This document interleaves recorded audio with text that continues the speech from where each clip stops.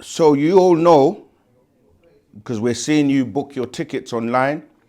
Yeah, we got the event, our Friendship Day event coming up, 14th of February, where you can mingle with us, meet and greet us. I'm going to be there, dressed to impress. Come with your lady friend or your male friend. Yeah, come and let's enjoy ourselves and get to know each other. So there's going to be lots of activities going on, entertainment, live music, live band, 3-course meal. We're going to have the scrolls, all the master teacher scrolls, the most dynamic books on the planet. They're going to be on sale and be available. So come and get your scrolls, eat some food, speak to all the many student teachers, partake in the prizes, win some prizes, listen to some good music,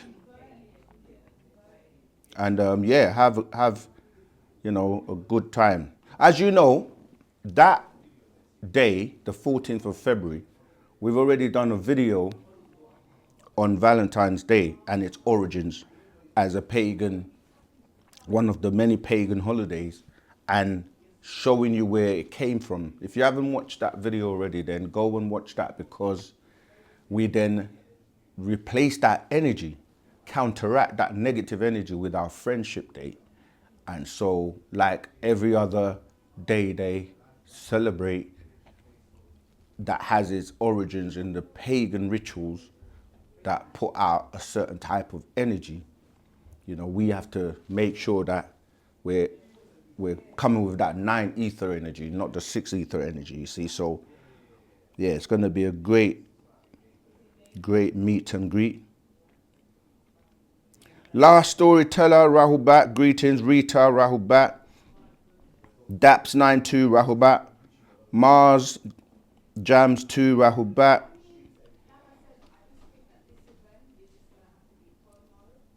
Okay. So, like I said, if you don't want to or can't call out and you don't want to call live, you can put your questions in the chat, and on any other social media platforms, and we'll get to your questions as soon as possible. All right? Okay. Let's get into the questions. It's 9 minutes past UK time. Sonny Fro, I shook student teachers. Serious question.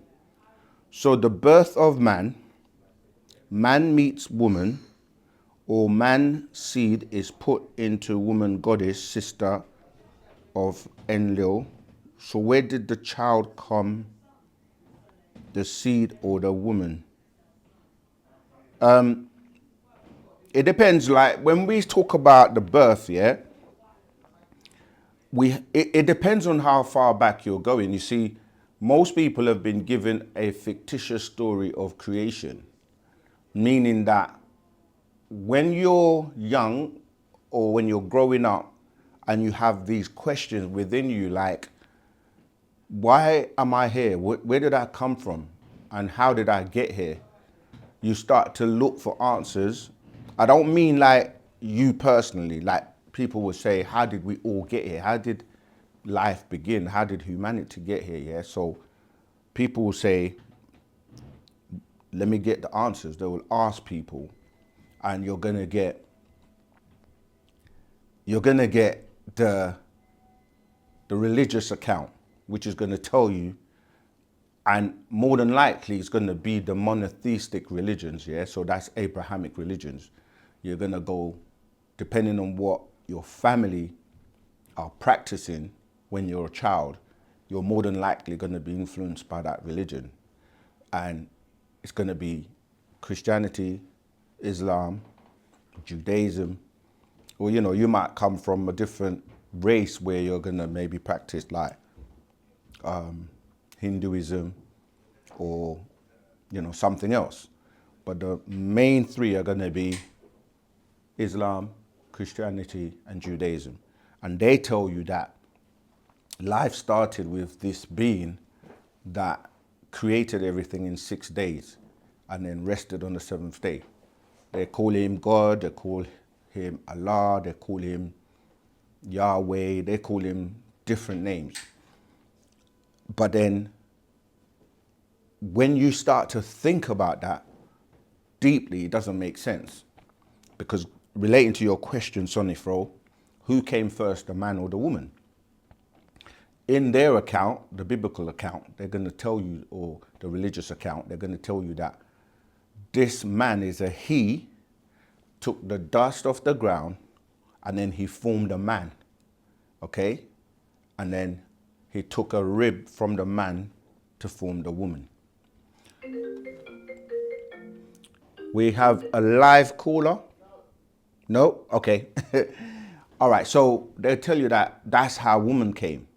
And these two people, they tell you, were called Adam and Eve.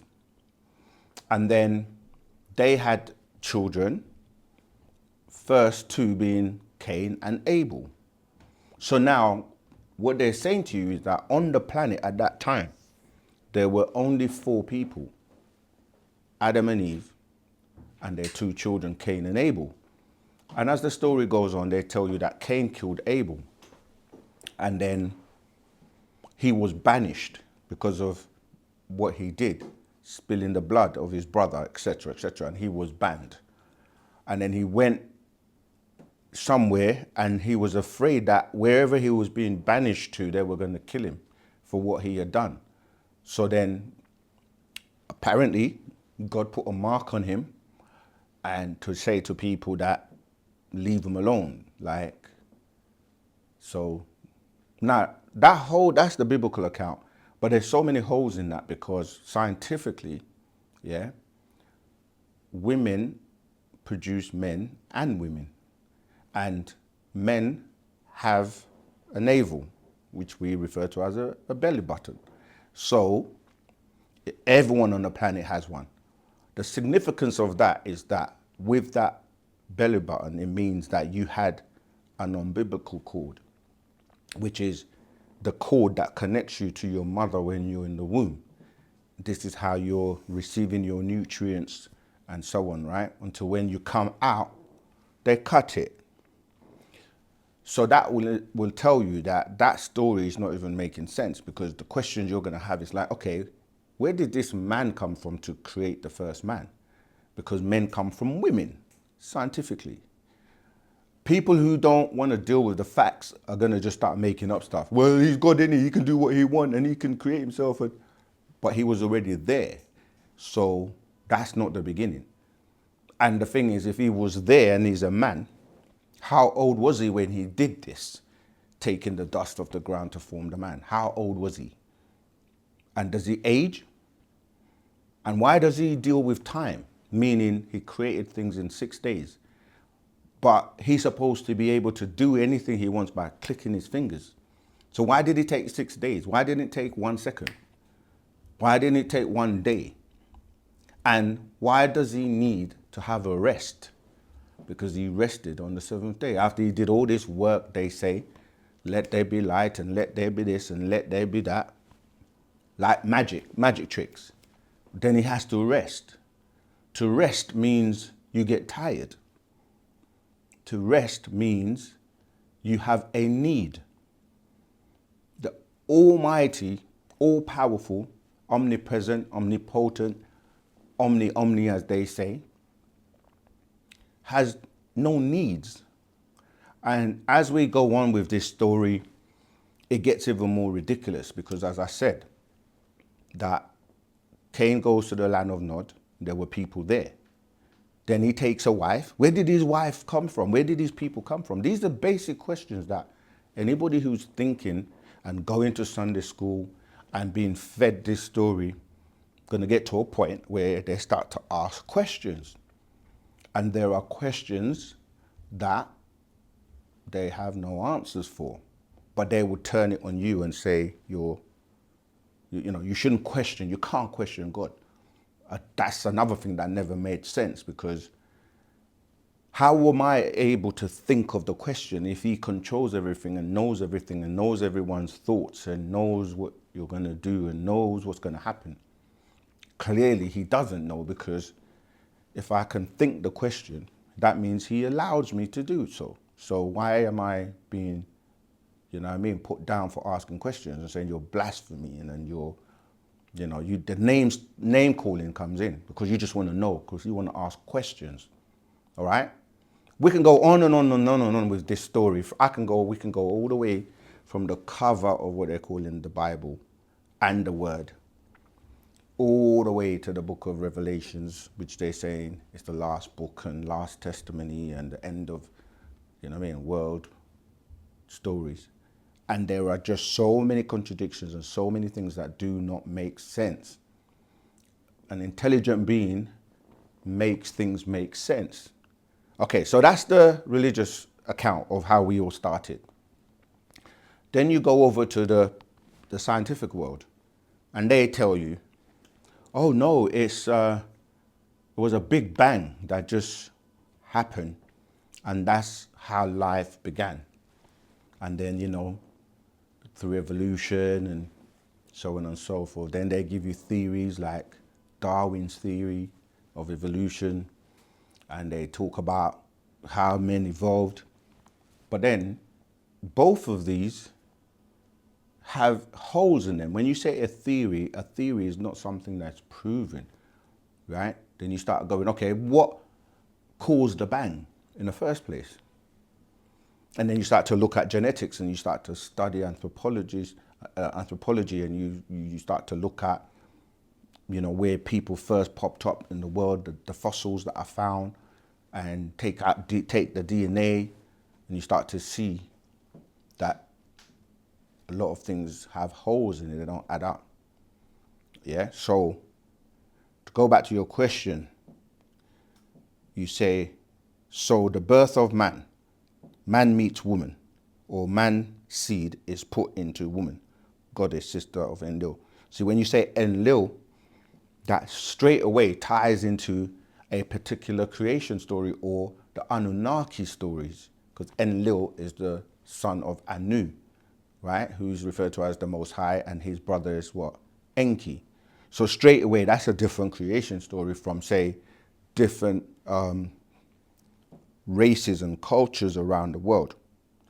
So what we're saying to you is, the Big Bang is talking about the beginning of, say, our one universe. Now we know that there are multiverses and omniverse. When you look at the cosmos, there's so many different star systems and constellations where things began, and that's not from here. And then things came here, right? This is why they would tell you, like, God is somewhere else. He's somewhere they call heaven. The angels are somewhere where they call heaven. Jesus is supposed to be somewhere in heaven.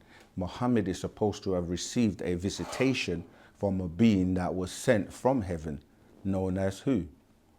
Gabriel or Jibril, right? So all of these stories are telling you that life didn't actually start on this planet. And then when you research into the science, you deal with like panspermia, yeah, which is dealing with like bacteria coming from outside the planet to germinate this planet. So to answer your question and make it clear, because Wu Sabat is the one that gives you the answers and the facts that clears up the confusion of the religious account as well as the scientific account. So we know that our ancestors, the Natharu, who became known as the Natiru in ancient Egypt, which is where the word nature is grafted from, they don't come from here, they come from different star systems. Orion star constellation, you know, the one with the belt that lines up with the pyramids of Giza, and you can look up in the star and see it, as well as the Sirius star constellation. They came here, they're the ones that planned and germinated the waters with their DNA and then the first or the original beings on the planet, that what people will term the Africans. But we know when you start to do your research, you know, there's so much information that people are not aware of, like the place you're calling Africa had many, many, many, many names. The one that most people are familiar with today as Africa is from the word Farka or Ifriqiya, which is an Arabic word, which literally means to divide. And this was between the Europeans and the Arabs, because you got the Berlin Conference also, where they divided and chopped it up. And that's why it's termed Faraka, to divide, because they divided up the continent. Yeah, go and study and research the Berlin Conference and study the so-called slave trades of the 1400s and the 1600s. So the land was called, like some people say Al-Kibu land, but we know it was called Ganawa. That's the original name, oldest name of Africa, Ganawa. It's known by many names. The place called Egypt was known by many names. The word Egypt was only a recent rendition by the Egyptians, sorry, the Greeks, who used the word Egyptian from the word Aegyptos, which means burnt faces, because you had the Hyksos dynasty when they were coming into Egypt, and they were burnt by the sun because they lacked melanin. Put a pin there. Let's take a live call. Rahubat caller, what's your name, where you calling from, and what's your question, please? The word Egypt was only a recent. Hello. Rahubat caller, you there? What's your name, where you calling from, and what's your question, please? I wanted to ask a question, but I cannot hear you nicely. Your line is choppy. We can't hear you. I'll just go ahead and ask my question because the network is a bit shaky on your side. Your line is terrible, bro. Nicely. Yeah. You have to leave a voicemail or call back because your line is really bad. We can't hear you. All right, so we can expound and go into that question a bit more, Sonny Fro. This is why we're here, to clear up the confusion, because that's what causes the chaos. You know, like people, they're trying to find the answers. They want to make everything crystal clear in their minds, but there's so much different misinformation that it's making it difficult. So when you say where did the child come, the seed or the woman? The woman's first. Man comes from woman, and women come from woman. And depending on how far back you're going, we can talk about that stage in the development of the beings that are on the planet, which goes beyond the planet to other star system, other constellations, and other beings that exist outside of our time zone and outside of our star or solar system. All right, let's move on. Freedom for the Master. 2 donations. Oh, wow, already. That's fantastic. Can't see them. Oh, yeah, there you go. Saket Ra. Appreciate love your donation. And yes, listen, man, the Master Teacher's coming out this year. He has to. We all have to put that energy, right? That visualization, you know, that meditation, you know, that positive thinking, the chanting, everything has to go in the direction of free our Master Teacher, Malachi Z, your partner, Babianun. So thanks again for reminding us, Saket Ra, and thanks for your generous donation. Reye Sananda, also a big out to you, big shout out to you, and thank you also. Appreciate, love you for your donation. And yeah, it's all about the Master Teacher. That's why, you know, we always make sure he's in our presence, he's in the back. You see us, you see him, because without him, none of this will be possible. And he is that healing that's coming to humanity for those who want to know the truth anyway, for those who are real and want to find out the facts, okay? All right, thanks for you. I don't see you guys have any questions, so I'm just going to carry on. But once again, appreciate love. Oh, yeah, I see. So Kate Ray does have a question. Oh, no. Okay, I don't see. All right, we'll come back to the question I was answering. So yeah, we can clarify the books, the scrolls go into every topic and whatever question you have to answer your question, right? We have a whole holy tablets, all right? Someone on the line? All right, hold on. We have a whole holy tablets that takes you way outside the biblical creation stories. All right, let's go for the voice note. All right. I think my line is too choppy because I'm all the way in another continent. So I am in South Africa, and I think that might be contributing to it. But I just wanted to find out. We have, or at least I have heard about great books, and these books include books written by your Immanuel Kant, the Odyssey, the Iliad, great philosophers like your Plato, Socrates, and the likes. Right? I just wanted to find out, like, what material or what books can I at least read? Because everything that I've been hearing from the content so far makes sense. It's been questions that I've been asking on religion, because I've always said, religion is more like a boat, and if ever your goal is to cross over to spirituality, religion is just like that boat. But there's no reason for you to now carry the boat everywhere you go. Just cross the river and move on. But my question is more like, what material would you recommend for one to read, right? And in order to just get an understanding of the systems that are in place, what's happening, how is it happening, how does it make sense, how is it referenced, all of that. So that's basically my question, right? I know there's a whole lot of content out there, and I guess the challenge of today is filtering. That's someone else. I'll let you answer that question first. Yeah? Yeah. All right, that's a very easy one because you're right. There's so much information out there, so many books and so many people claiming to know the way. The reality is they can only take you so far, right? And you have to put people to the test. Even though the people you were mentioning, those were mainly your Greeks, philosophers, like you said, Plato, Aristotle, Alexandra. They say the great. We add the word thief because he stole a lot of things from Egypt. So most of those people, they all studied in ancient Egypt.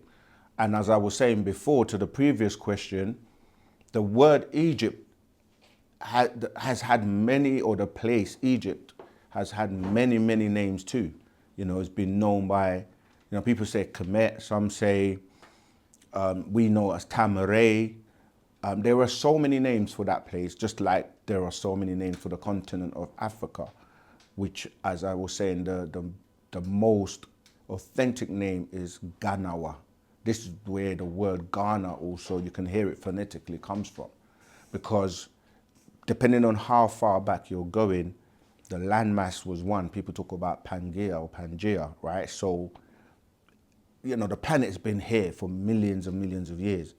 And so have beings that have evolved. So people get stuck in a book, like you were saying, that's telling you everything came about 6,000 years ago. Because you're counting backwards, right? If you're using the time that, the Gregorian calendar, we're in 2026 now. So that's the AD, right? From 1 AD coming forward, that's 2026 years. And then before 1 AD, you go back to BC or BCE. And that, the people that give you religion go back 4,000 years, or at least 4,400 years BCE. You add the two together, you're literally getting like 6,030 years. But actual facts, evidence, like you say, when you put the book aside and you go out into nature and go out into the world, go out into places and see the fossils and, it dates to millions and millions of years. Is that somebody cool? It's just connecting. Okay. All right, it's on. All right, let me take that. We'll come back to this. Greetings, caller. Rahubat, as we say. What's your name? Where you calling from? And what's your question, please? My name is Kerry from Jamaica. I recognize the voice. Regular caller. How are you today? I'm doing well. Great. You could do, that's the best one can do. But what's your question today? Okay, so when we die, we reincarnate. So let's say I reincarnated. Whenever a person reincarnates every time, do they reincarnate with the same energy and personality? Is that the question? Okay. Yes, I want to know if we reincarnate with the same personality and energy every time. Okay. We have to correct things, because when you say when we die, we reincarnate, the we means you're speaking for everybody, and it's different for everyone, meaning that not everyone who dies will reincarnate. The people that reincarnate are the people that can't make it and go on to the next levels of existence. And you come back here to perfect yourself or to learn things you didn't master whilst you were here. All right. So it's not everybody, it's those who are not ready to move up or move on.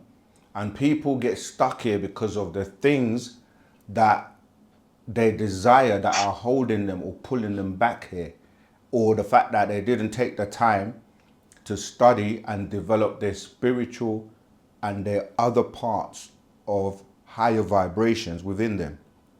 So not everybody comes back. And when you do come back, you come back through your bloodline.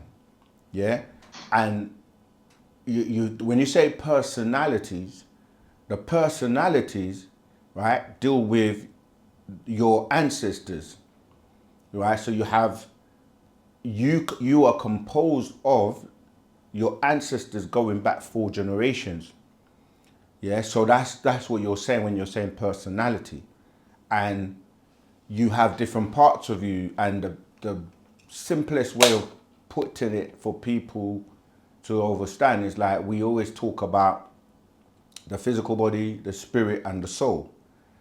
And that's a simple way of looking at it, but there are finer degrees of each one. So we know that your soul is, let's start from your body. Like if you use a simple analogy, an egg, right? An egg has a shell, it has a white, and then it has what we call the yolk, which is the yellow.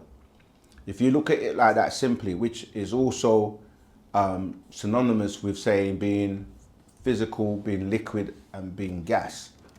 Your physical body, the physical part of you, that will return to the elements of where it came from, which people call it the ground or dust, and that's it. But your spirit and your soul are supposed to be developed enough for the spirit to propel the soul to the higher levels of existence or different realms. If you're not strong enough, or if you don't have a soul, then you can only elevate to the spiritual realm. Yeah, so you come back, and you come back through the same bloodline or personalities of your ancestors, who could be anywhere on the planet. If you go back to how, you're talking about beings that have been evolving for thousands of years. Even yourself, you may have been here on average 9,000 times. Most people on the planet, as we're taught by the master teacher Pa and the Bab Yanun, have been reincarnated for 9,000 times. And originally you didn't have to do that. You were able to come, master whatever you were here to learn, and leave and don't come back. But now you're caught in this reincarnation cycle, and you now have up to 24,000 times to perfect yourself, to strengthen that being, to propel you to the higher realms. And if you don't by the 24,000th time, you cease to have that ability to be able to, you know, keep working at it. It's like you're given so many chances from a loving, you know, the beings that govern these realms. They give you that as an opportunity to perfect yourself. But if you keep wasting your time and not doing the things to develop your inner beings, then if you just love the material world and that's all you're about, then you're going to end up losing all your chances. And some people are bound here because they don't have that ability to progress to the higher realms. So does that answer your question? Go ahead. Let us say that a lot of life experiences has caused me to feel drained of my energy. It's like I don't feel any more motivation. I don't feel inspired, or I don't even feel energetic anymore. When I reincarnate, will a new energy be given to me to start over, like how children are born and they're naturally energetic? Yeah, if you were born again, you would be a childlike as well. This is what we're saying, that's your chance to start again. As in, you know, like if you're not motivated and have no energy, that's because you're not feeding those parts of you. That's what I was saying about if you're just somebody that deals with low vibrations and the physical only and just deal with material things and all the lower vibrations, then you're keeping yourself on low vibrations. But when you're somebody who is, you know... No, I meant it in a way that, like, naturally, I normally had a high vibration, but because I've been isolated for so long, I felt like it left me with a low vibration. You're saying the same thing. That's what I'm saying. Like, people get a low vibration when they're not feeding their bodies or the part of their being that pulls you up, because you have to pull yourself up. This is what we're saying. Like, if you're stimulating your mind, for example, this is why we have so many books, and you're learning. What it's doing is it's gonna reactivate certain parts of your being, recalibrate your mind, because you're using less than 10% of your brain capacity at the moment. So when you start to do things and activate, the movie like Lucy, this was showing you this, and another one called Limitless. These movies show you, like, once you are activated, this is why we're saying the doctrine or the Wu Sabat information is coming from outside in. We say out formation. When you read these scrolls, they start to energize you, stimulate you to the point where you start to like reach for your inner being, for your higher mental self. And you have that vibration goes up, or you're raising your vibration. So you get charged. This is what I'm saying. Some people have a soul, but because of the lies and because of the world they live in, because it's been designed to keep you low and drain your energy and your life force, a lot of people do walk around and suffer from depression. Look, think of the word depression. You're being depressed. So you're being pushed to feel and be on low vibration, to the point where some people forget that they have that soul until they come across Wu Sabat, or, you know, they get inspiration from when they hear the truth, you know, because the truth is something that is supposed to help you to elevate higher. So yes, you're right that you're getting depleted because you're not feeding. Make it simple. A lot of us would feed the physical body. Like, everything you do for the body. You know, you wake up, you bathe and you wash the body, you wash your teeth, you look at yourself in the mirror, you cream your body, you feed your body with food, you do all the things to stimulate and entertain your body. But then you have another body or several other bodies that you have to do the same for, but what they need is things like stop eating, right? The opposite of eating. So that would be your fasting, you know, not forever, but like that being, it needs to be energized, or eat electric foods, or eat things that are more alkaline, which deal with nature, all right? meditation, relaxation, contemplation, mindfulness. These are all the things you need to do for your inner being, because that feeds them to be healthier, to vibrate on a higher level. So what I'm saying is most people have reduced themselves to just attaining to the physical body. And this is what these scrolls, they help you to realize who you really are, not what you've accepted or what you have become. You've got to know who you really are and how to feed that being in you so that you can elevate and activate your higher being, your higher self. And that higher self is what's going to help you elevate to the higher realms if you put in the work. You follow? Yes. I practice to read the scrolls whenever I see them in the Telegram group. Great, good. And how do you find them and how do you feel when you read them? I felt intrigued. That's a start. Yes, I read about the golden children, or what you call star seeds. Right, exactly. They incarnated here from 1973 to 1990 or something like that. 2003. Yes, that's what I meant to say. 2003. Yeah. Yeah, see, this is information that will, like you say, intrigues you. And then the next step is to read more, to know more, to find out more. And that's why Partner Babyanun is here. So is this reincarnation cycle that we're currently in, is this the last cycle? For who? For some people, yes. It's not, remember, everybody is at different stages in their development.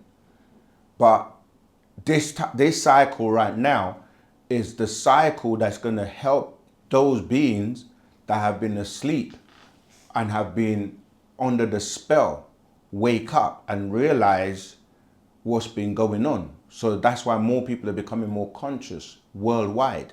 People are becoming what they say woke. You know, people are starting to see through the matrix or the systems that have been holding them down and lying to them for 6,000 years. And now everything is being exposed and the truth is being shared by all people worldwide on all social media. Of course, there's still the distortion and those that are holding on to the old ways. But all the scriptures say when the truth comes, false things will perish. So if you're holding on to things that are going to perish or falseness or things that have expired, you're going to expire with them. You know, this is a new, they say new age, right? The new cycle, the Aquarian age or the Aquarian cycle, the sun cycle, the golden cycle. You know, these are the days and times we're living in where everything is changing. The planet itself is evolving and changing. You know, like, because anything that is alive has to evolve. That's why they say the one thing that's constant is change. If you're not changing, you're dead. You can't do the same thing over and over and over and over again for thousands of years and expect a different result. That is one definition of madness. Like, imagine you're driving, going somewhere, then you get to a roundabout, and all you do is keep going around and around and around and around and around. That's not logical. It's not making sense because you're stuck now because you're just going around and around and around and around. And what's going to happen? People are going to come, you know, they're going to beat, you know, get past you and go about their business because they will go and take an exit. You're going around and around. So what's going to happen? You're going to run out of fuel, yeah? And then you're just going to conk out because you can't move no more. Your car's just going to come to a halt because you're not progressing. You're not going anywhere. You're just going around and around in circles. So you can't go to church every Sunday, hear the same quotes, the same books, the same dead books that tell you the same stories year in, year out, and tell you someone's going to come and save you, and they don't give you a date and a time when this is going to happen. It's just have faith, right? That's like going around a roundabout. Eventually, you're going to work it out. You're going to go, nah, this doesn't make sense. I've seen this whatever, let's say there was a tree that you passed every time. I've seen this tree so many times. Like, I've got to change my direction. And you got to take an exit and move forward. But people are stuck. They're stuck in these 6,000-year-old books and religions that have been remixed and different versions and versions and versions. Whereas Wu Sabat comes along and says to you, look, that's only 6,000 years old. We go to the primary creation, right? We predate all these books. We go back. In fact, we don't even have a date because we got outside of the time zone. To people, that might sound crazy, but you know, the Earth's time is based on the motion of the planet going around the sun. You see, so we say we can take you outside of this realm to where your ancestors, the original beings that seeded this planet, where they come from, and how everybody then evolved and came out of that, and so on and so forth. So we take you outside of information, being inside, being insane. We take you to outformation, which is outside of the planet. You see, they teach you about outside of the planet by saying that God is in heaven and Jesus is in heaven, and you know, the angels are in heaven, and they come here and they go back.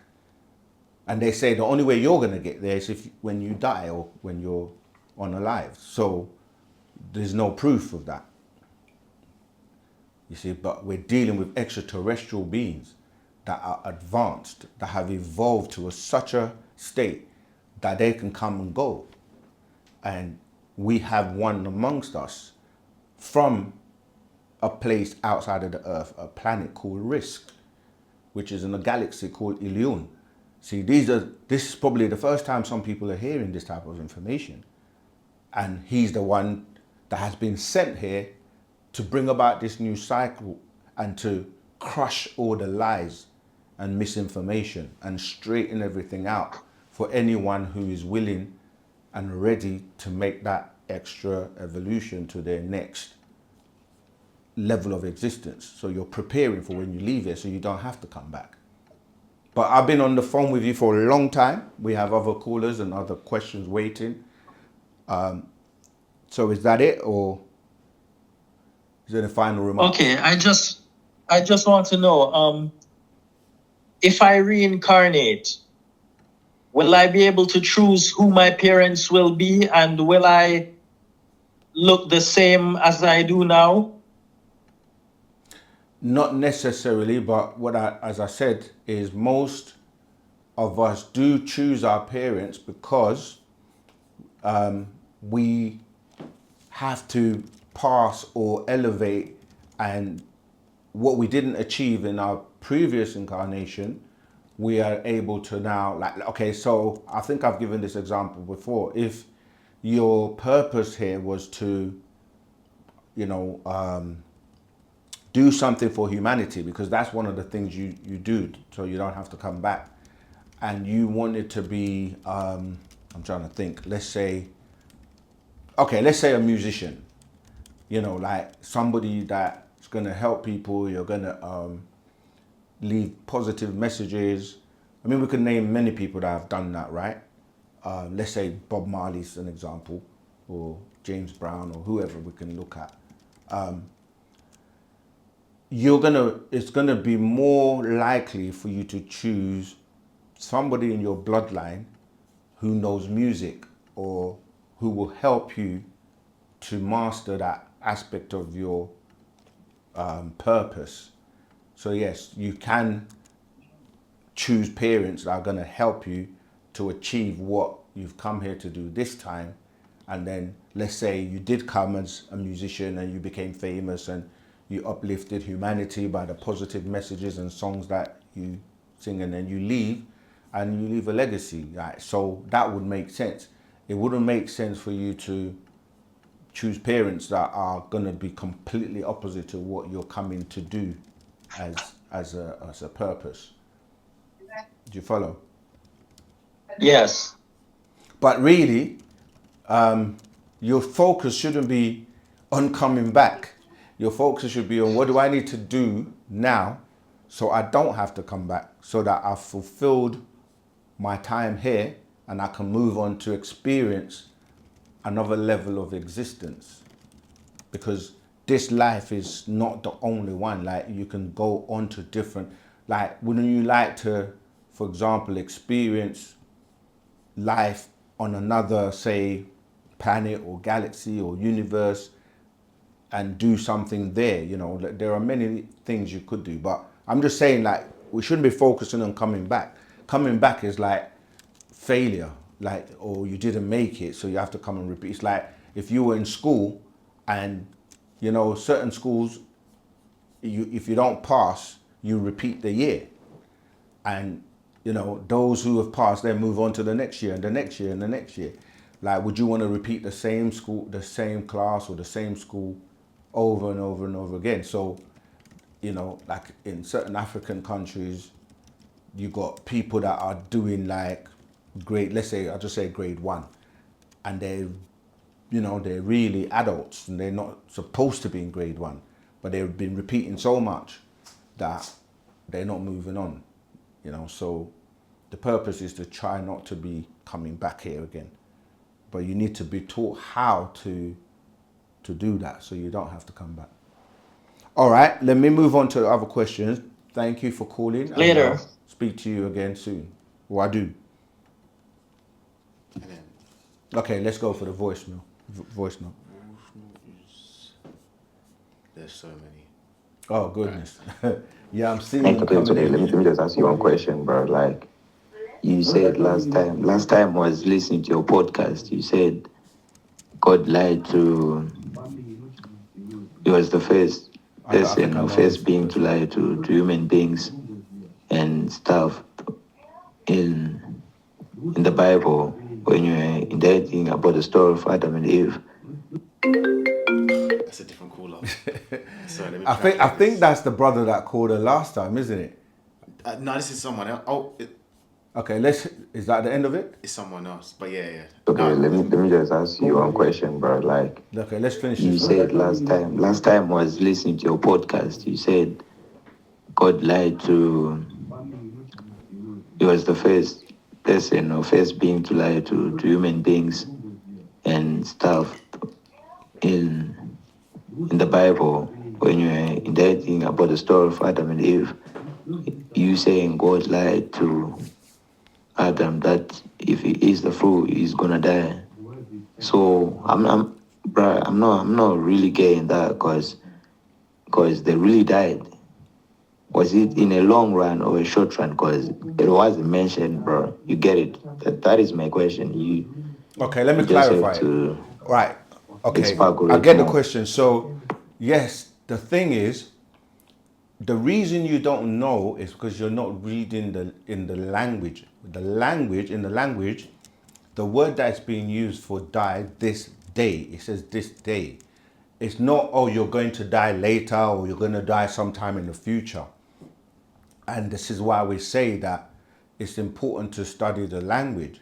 Also, religion is based on belief. That's why the most used word in religion is you got to believe or having faith. Faith, believe or belief. You look at that word, it's L-I-E, believe, to lie to someone. So religion is not based on facts or based on evidence, it's based on belief. So you can believe what you like. And we say there's nothing wrong with a belief system. But a belief system is not as good for you as a knowing system. To have knowledge is to know. So when you study that, like I said, it will tell you, it said you will die this day. Not that you're going to die eventually, because everyone's going to die eventually. So it wouldn't have been a problem, because if they ate the fruit and they're going to die eventually, that doesn't, it's like, okay, I'll just eat the fruit then, because we all going to die eventually. But that wasn't the point. It was like, you won't be able to carry on living because you violated a commandment, or I've commanded you not to eat of the fruit. So that's what I'm saying. When people try to justify what's being said, the reality is, the truth is the truth. The being that came and asked the question, if you go back and read it properly, it said, did God tell you that if you eat this fruit, you will die? And the word there is saying die this day, immediately, right? Think about it, it wouldn't make sense if it was you're going to die eventually, because we're all going to die eventually.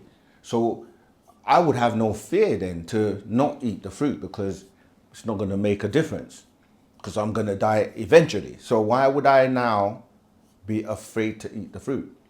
The serpent said, did he tell you that? And they said, yes. And then what did he say? The so-called serpent, shall I say, because we know that the word is not even serpent. That's a mistranslation. This is what I'm saying about lies. If we can start from the cover, people have been Christians for 20 years, 15 years. You ask them, what does the word Bible means? They're like, I've done it many times. I don't know. Or they'll say, they'll just make up something. I'm like, no, what's the root of the word? It's from the word Babylon or Babel or Bible or Babel, which means confusion. You see, so that when you read the books, you get confused. You ask them, what does the word Genesis mean? They'll just say, oh, the beginning. No, it doesn't mean that.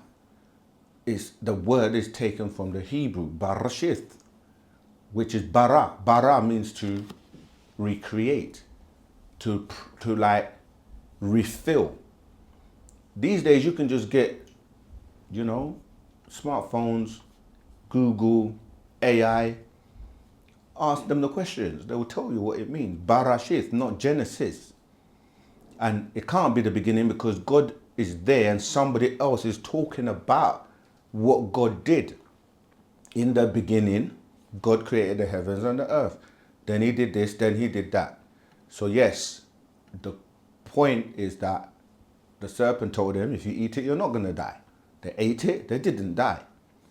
That was a lie. All right, so it's as simple as that. Let's move on. Did you say you had another one? Yeah, there's quite a few. Let me just All right, scroll let's go down. for that next one. There's that one.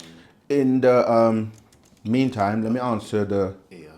Okay, it's ready. My question is, do you guys pray? Do we pray? Okay. What we... In fact, let me clarify this, because I had a call today as well with someone that was saying... They said, I want to be an Nuwapian. And as the conversation went on, they were trying to tell me about Islam. And I was like, come and find out more. Like, learn about who we are, like our culture. And so to answer that question, I know why people ask the question, because they're coming from a religious background of praying. And we've explained and have a video explaining the tones, pray, P-R-A-Y, and how that also is distorted, because you get the word P-R-E-Y. Because when you start to look at these beings, they're making you pray, meaning that you are feeding them, they're utilizing you, and some of them will eat you because they look at you as food. So when you're praying, we do have in our culture, we have ways of communicating, because remember, when you're praying, who are you praying to? And most people think they're praying to God, to Jesus, to any of these names that you've been given, right? But you don't actually know who they are. It's just a name that you're calling on. A name has a tone, has a vibration. So it could be any being, but you don't know, because you're then given an image or a picture, right? In the case of, if you're a Christian, you've already been given an image and a stamp in your head of Michelangelo painting, who they look upon as God, who is a Caucasian man with a white beard and white hair. So if that's who you're praying to, or if you're praying to someone, which is meant to be a form of communication, they should be able to respond and should be able to hear you and you hear them. People will hear their own voices in their head, or their ancestors' voices in their head, and say, that's the voice of the being they're praying to, which is not facts. So in a belief system, you can pray, call on names, but you don't know who you're calling on. You don't know what the tones you're using, what vibration they have. in our journey and walking back in our culture, yes, we had prayer systems in the sense of we knew who we were talking to, who we were speaking with, which is our ancestors. So we've got scrolls that are called taful or ashutat. For those who were walking with the master, they know about these scrolls I'm talking about. And even then, we knew that we were giving reverence to our ancestors who are real. So we are, if you want to use a religion, because everyone says, what religion are you? We're not a religion. But the closest thing, if you need to have a word for it, is being an animist, right?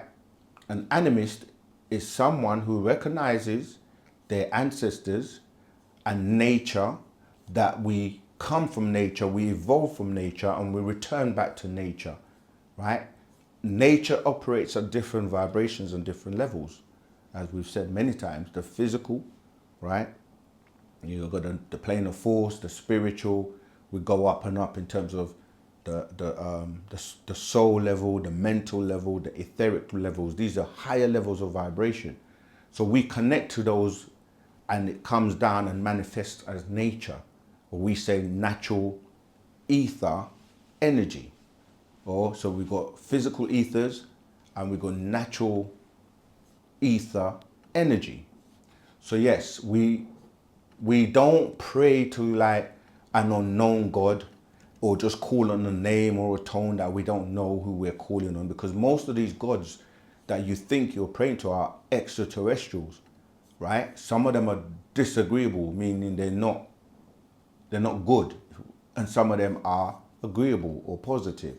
This is where you get all these words: Yahweh, Yah, agreeable, way, disagreeable, seraphim, cherubim. But these are just characteristics, and you got to then know who are we talking about. We end up with beings like Enlil, Enki, who are the sons of Anu, because the biblical stories and accounts are taken from the Sumerian stories, right? From the Enuma Elish, the Gilgamesh epics. There's so many tablets where they have drawn these stories from that becomes your Bible and your Quran and the religious monotheistic religions today.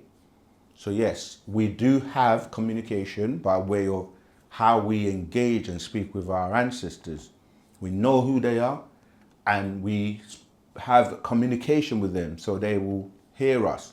And you'll use it. We have our own tones, our own language that we speak that they understand. You can't be speaking to someone in a foreign language that they don't know. You see, so when you want to know more about Wu Sabat, Wu Nuwa, as Nuwapians, Sabians, you got to learn and read the books and actually learn before you just don't jump into anything without scrutinizing and learning and asking questions and studying, and that's what we say, and you will get to fully understand our culture. Our culture encompasses everything you need, from your language, your dress, your dance, your foods, everything. Like if you look at another culture, like if you look at the Sikhs, or you look at the Chinese, or you look at like the Hindus, or anyone that has a culture, they have their language, they have their cultural events and the things they do, and the things they wear, who they call on. We have ours, which were the originals that everybody borrowed from, and eventually, had the weaker versions of them. So we go back to the most authentic and most potent in every way, shape, or form you want to look at. Whether you're talking about physical creation, spiritual creation, extraterrestrial creation, whatever way you want to look at it, we are the originators. All right? Okay, next one. Just to let you know, there's so many chats that is crashing the chat. Oh, it's crashing the chat. That's oh because man. there's so many. All right, let me run through these ones. They're not that many, and I'm gonna go on there. Do you want one more voice note before that? Yeah, go on then. In our African culture, especially here in South Africa, we have what is known as a shaman. or a Sangoma. And one particular figure was known as Credo Mutwa. And Credo Mutwa worked closely with your David Ikes. And Yeah. one of the things that he would mainly emphasize was the role of aliens or these extraterrestrial beings, whether it be your Anunnakis or reptilians, right? But how he would term them was in our language, it was known as the Chitauri, right? And how they were using us to get certain minerals out of the earth and all of these things. So I have followed these things, and I have kind of like listened to what they had to say, you know. Now I grew up a Seventh-day Adventist, right? And for me it was not satisfactory because it just felt like, okay, we're just it's just more a belief, you know. It doesn't make it true.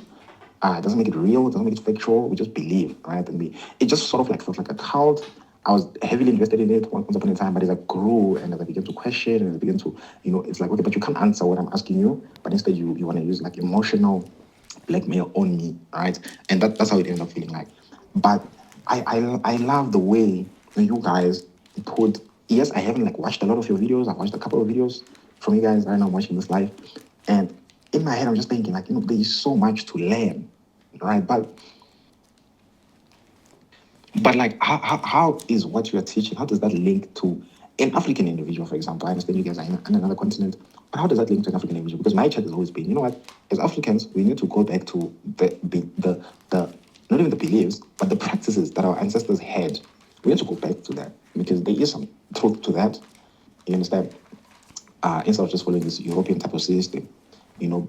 So I just need to understand, like, how does the master teacher appreciate and how does he reconcile the African to his roots, right? Because we have been so alienated and we've been, like, our African practices have been so demonized to the point where it's even hard for someone like myself who can accept that, you know, the system, these institutions are cultish, they are fulfilling a certain agenda that is not conducive to my well-being. But it's so difficult for me to go back to my roots. You know, how does one navigate that? Yeah, that was a lot, but I got the question, and I've actually, whilst I was listening, trying to find somewhere in the Holy Tablets where the Master explains, and Wu Sabat is African spirituality in its finest. And so when you're saying we need to return back to our African spirituality, that's what this is.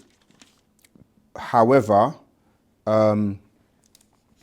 we have to explain also that the word Africa on African is something that was coined later on.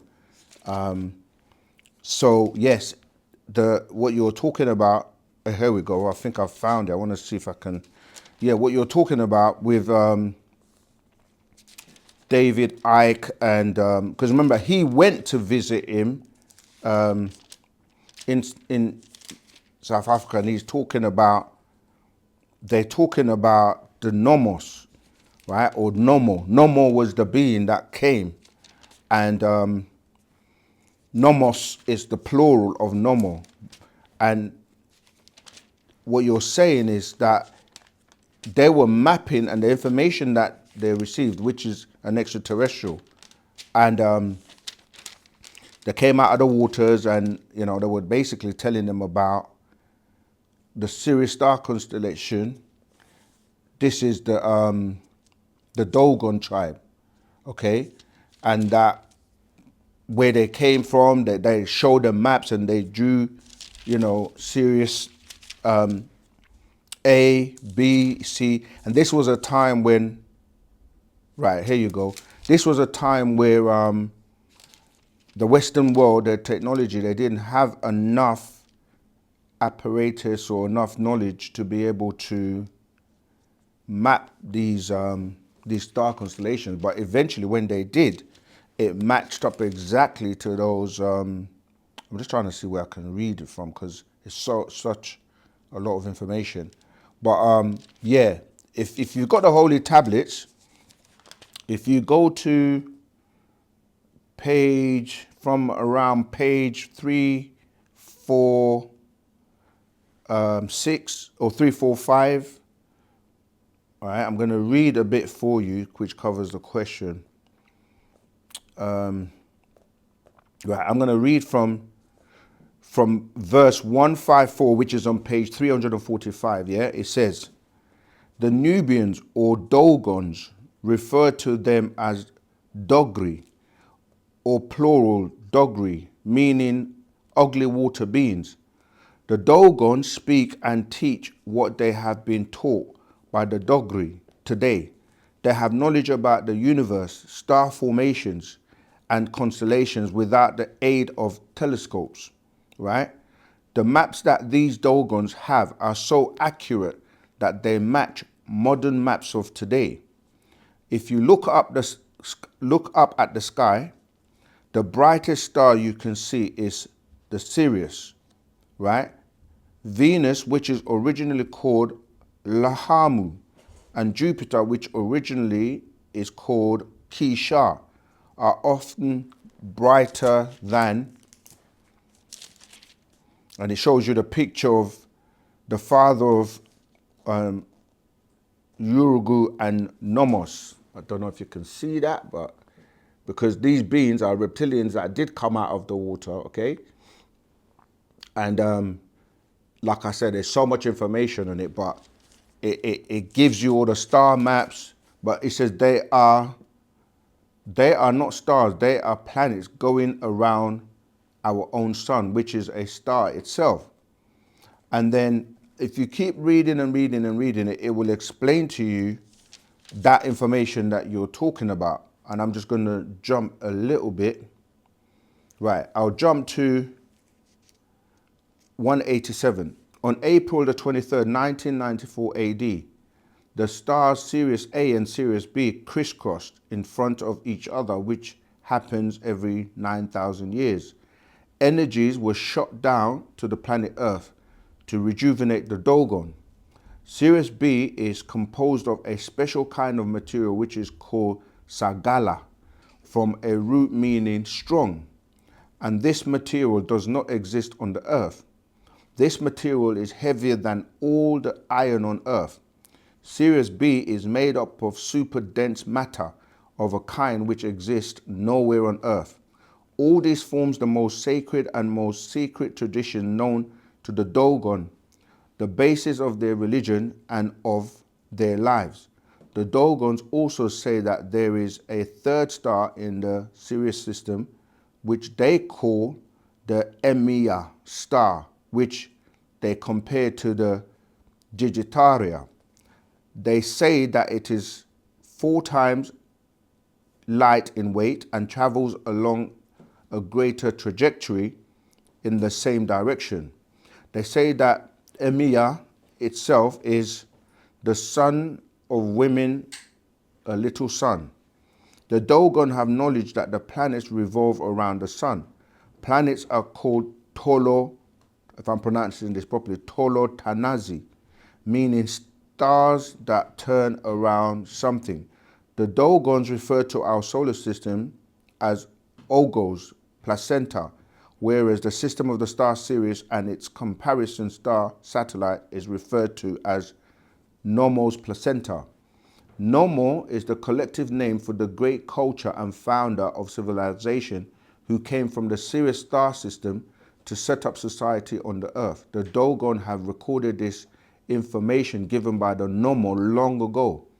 Nomo is an individual and Nomos is the plural, as I said before. The Nomos were amphibious creatures known as the reptilians. The name Nomos means the masters of water, also called instructor of the monitors. The Nomos have to live in the water. The Nomos seat is in the water. The landing of Nomo on our Earth is called the Day of the Fish, and the planet he came from in the Sirius star system, which is known as the pure Earth of the Day of the Fish. the Nomos landed in an ark. The ark landed on the earth to the northeast of Dogon country, which is the direction of Egypt and the Middle East, where the Dogon claimed to have come from originally before going to Mandi. The Dogon described the landing of the ark as the word of Nomo, which was cast down by him in the fourth directions and he descended. But as I said, there's just so much information on the subject, but he was right, and he was visited by these beings. Look, I'm going to show you another map. This is all information that the master teacher put out many years ago. Yeah, so this is the map showing you how they drew they're showing you the modern astronomical digitary of the orbit of Sirius, and then they show you the Dogon drawing of the same, and it's accurate. And this is another one, Dogon symbol of, yeah. This is why we say this holy tablet, the master put out in 1995-96, and it expired in the year 2000 because, like you were just saying in your question, there's so much more information that came after that, which we refer to as the hereafter doctrine. And that the hereafter doctrine is comprising what we refer to as the actual facts, the master secrets, and the Patarak. So when you say what books should you be reading, those are the books that you should be reading. And that also relates to somebody else's question about what books.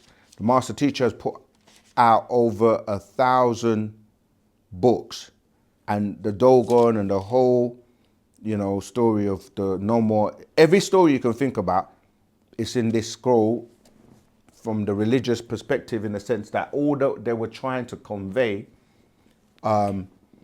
this book covered it all, gave you all the details, and then he went on to giving us what he came to give. And this is Wu Sabat. So if you want to progress from where you are, whether you're Christian, Muslim, Jew, someone that deals with traditional, as tribal culture, you're going to find the clear information in the scrolls by the master teacher, Parna Bab Yanun, known to many as Dr. Malachi ZKU. All right, can I get to the chat now? There's so many questions. Okay, caller? From the Bible still alive today? My second question is the God from the Bible still alive today? And who is the God from the Bible? I know that in Revelation it says that God was created by another God, but is that one still alive? Can I not hear? Oh, they had it playing in the background, innit? Who is the God of the Bible, and are they alive today? Okay, great question. The thing is, this is the distortion, and the problem comes in when you've been told there's one God. You hear religious people say there's only one God, and you're like, the word God means plural when you go to the Hebrew, if you're talking about the Bible, right? When you read that, in the beginning, God created the heavens and the earth, the first word, the word is Elohim or Elohim, right? If you study the Hebrew, Elo, E-L-O-H, is the singular. When you add the I and the M to make it the him or Elohim, that's a yod and a meme, which makes it plural. So it starts off telling you there are more than one. So when people say who is the God of the Bible, there are many gods in the Bible. This is why sometimes different gods are contradicting what the other one says. Honestly, the gods of the Bible are Anu and his children. Namely, the main characters are the Enlil and the Enki. They refer to them as Baal and Yahweh. They use different words for different situations. And when you start to look at these words and break them down, they mean different things, like the Almighty, the All-Powerful, the this, the that. It's just a description of what they're doing, you see. And a group of them will be referred to differently. So you start to get like Lord, you get Adonai, El Shaddai or El Shad, which is the demon, you know, Yahuwah, where they say Yahweh, but it's Yah and Hua, O, he who he is. So it would depend on what name you're using at that particular verse in that book of the Bible, and we can go into the word. These days you have, you know, you have online Strongs that will break the word down. You know, we use that when we teach. We show you, we go into like the Blue Letter Bible, or we use different tools. And when you do that, you can actually click each word and get the Strong's number. The Strong's is like every single word has been broken down and explain what it is. So do that and you will see for yourself. So yeah, there are many gods of the Bible and the Quran, because you're saying Allah, which the word Allah comes from the same word I just said, Elo, because the Hebrew comes before the Arabic, or they're two dialects of the same language.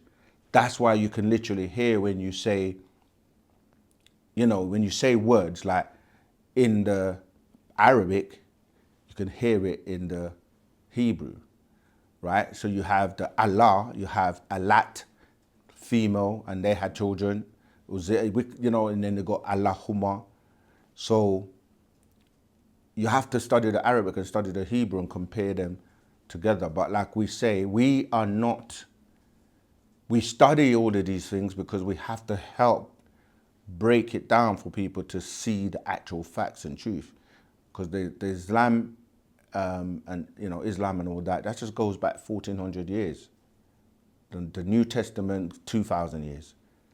The Torah, which everyone says the Bible, but the Jews don't recognize all the books. They recognize the Torah, which is the 5 books: Genesis, Exodus, Leviticus, Deuteronomy, and Numbers. Yeah, so that's it. Like, but when you read those books, they have their origins from the Sumerian tablets. So yeah, the gods of the Bible are, you see it in our books. We give you the name of who's talking and what they're doing and who's their parents, etc., etc. TikTok says, so do you believe in a creator? This is the thing. Wu Sabat doesn't believe. We know. It's better to know than to believe. You can believe what you like. And when you say the creator or a creator, you have to break down what does creation mean. What is creation and what is a creator, right? And that means to grow. Your creators, or the beings that grew you, predominantly is your mother, right? Your mother and your father are your creators. And I know we get this question so many times. The sperm comes from your father and it goes into the ovum of your mother. She grows you in her stomach, yeah? And then she gives birth to you. People are going to say, yeah, but who created them? Their mother and their father. And this can go on and on and on for millions of years, right? This is why we're saying there's a big difference from creation. That's why religious books, they start off with a creation. Because creation just means to take something that already exists and then create something. Take a tree, take the wood, and you create and make a table from the wood. That's creation. So every one of the monotheistic religions starts off with a creation. But the being that's doing the creation is taking things that already exist. Now, for us, we predate all of that. And there's pre-existence, before creation. So we go back beyond what you're calling people, places, and things. Because to create something, you're now delving into the physical world, dealing with the first element that was recognized as matter or material, which is H1, hydrogen, okay? Now, on the opposite side of that, we go into what we call subatomic or anti go the other way, antimatter. So you go to the elements, E1, this is etheric or ether. We go caller? Yeah, but carry on. Yeah. we go in the other direction. We go to the etheric side. That's what we're known as 9 ether beings. But there's different levels of ether to the point where we're dealing with pre-existence. That's why we can always say to you, like, their gods come from ours, if you want to use that term, but it's dealing with natural nature, natural ether energy. Okay? So I hope that answers that question for the sister. But that's why you have to keep reading, probing, and keep getting clarity till it makes sense to you. All right, quick question. The question would be, what is the meaning of 411, please? Looking forward to your answer. Greetings, A33. That's from the moon phase 33. When you say what is 411, literally that's 6 ether, right? Because when you start to look at 411, what's that about? What does 411 normally represent? You hear people say, give me the 411, right? They're trying to say, spill the beans or give me the juice, but that is really a representation of 6 ether, you see? Is that someone calling? You've got a voice note and a call after. Okay. Yeah, so, I mean, it all depends on what context you're using numbers as well, because, like, numbers are also, when you deal with etymology, numerology, there may be, it's energy as well. You know, there's certain numbers that, like, are over certain formulas so that you can break it down and decipher things. So you have to give me a bit more in terms of the meaning of 411. It's a bit broad. Go ahead. Someone wants to know, what does 6 ether mean? Okay, good question. So when I was just explaining that you've got different vibrations or different levels, when we say up and down, that's really to have a visual representation, but we're really talking about vibrations. So if you were counting, we will count like from, let's say 0 was the middle, we go to the right and we go 1, 2, 3, 4, 5, 6, 7, 8, 9. 9 is the highest number. So when you're going up in degrees or vibrations or frequencies, 6 will be 3 levels lower than 9. 9 can continue to the point where we say it's infinity, or we say 9 to the 9th power of 9. That's the most powerful. When you look at 6, if you drew a 6 and then you drew a 9, you can literally see that it's adverse to 9. And this is where you get the concept of the yin and the yang, because when you look at the yin and yang sign, if you can see my drawing, yeah, it's showing a 6 and a 9, meaning that they're kind of opposite to each other, because even within that yin yang symbol, you have a circle, you got that piece, and one's black and one is white, and then in the middle there's a dot. So it's showing you that you can expand outwards or you can go the other way. And 6 ether pulls down, it's the low vibration, and 6 ether is also something that was utilized as a force, a 6 ether force, which is where religions were born, dealing with the last 6,000 years. Because when you're looking at a full cycle of our world, it's 24,000 years, but it's broken down into 6,000 years of a moon cycle, a sun cycle, a moon cycle, a sun cycle. That's collectively 24,000 years. And every 24,000 years, the new cycle starts from 25. So 25 would be like the 1, starting again for the new 24,000 year cycles. So these changes that take place during a moon cycle is where the forces are pulling down, and religions and, you know, the amnesia and the spell of like 6 ether forces has been dominating. And this is why now, as of the year 2000, we just came out of the last 6,000 year moon cycle. And this is where we're now in the sun cycle, referred to as the Aquarian age, the sun cycle, they call it the silver for the moon, and the gold cycle. and one comes when that new cycle starts. They bring in that new cycle where, you know, they renew everything, our story, our truths, and go back to the original way of the sun cycle or the sun beings. And this is what's been spoken by many people that have been waiting for this new cycle. The one that brings this is called Pa-Nabab Yanun, Melchizedek, Yanun, Michael. There are many titles, Tahuti, the Thoth. You see, there are many names that's describing this being, and in today, that's Dr. Malachi Z. York, the incarnation of Tahuti, known as Pa-Nabab Yanun, who is a higher deity amongst the nine, the Council of Nine. All right, go ahead, Zama. You've still got loads of voice notes and everything, but Well, this is a donation. I can't extend this, man. You guys have to come to class. Come to the event. We're gonna have a special class, you know, on the 14th of February, the Friendship Day. We're gonna actually have a special class where you can ask us all your questions.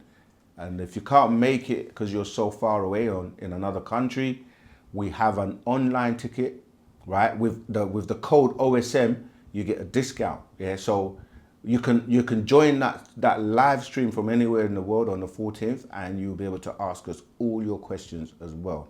All right. So go ahead. So after we'll do the voice notes, everything. Yeah. But this is a donation from D. Shelton. Yeah, I saw that. I didn't get a chance to give them. What is the appreciate name of our God? Should we use the name in our affirmation prayers? Is this also the name of the real creator of all? Okay, like we said, yeah, the people are so obsessed with having a God. We, as in the ancient ones, we don't deal with like just one person, even though we do have people that are sitting in a seat at that particular time. They work together in the council. I could just give you a name, like, and you'll be like, okay, then now you want to know more details about that. And that name would be Ptah, okay? However, when you, the word God means so many different things, but people will say the Almighty, right? Or they would use attributes to try and describe this person. And what we're basically, even if you say Allah, that's like the source, Allah or Illah, right? So if you say the creator, it's confusing because like there are many creators. Your parents are your creator. So if you want to learn about who our ancestors are, this is who people are calling gods. And they're real beings and real people that walk the planet Earth, you know. So we have your parents, who will be your immediate kind of like family. Then your grandma, your great-granddad and great-great-granddad, those are your family, or we say your ancestors, Salafu. But then we have, when you go all the way to the highest beings, you're saying the Natharu, and within them, they have councils, like the Council of Nine. And then, like, the person that is in the seat today, right now, would be Pa-Nabab Yanun, right? So he's the one that's going to guide you or direct you to that. But it's like if you want something, you have to go to your immediate family first in terms of your ancestors. And that's done through your mother, because your mother's lineage, or as we say, inheritance, yeah, in her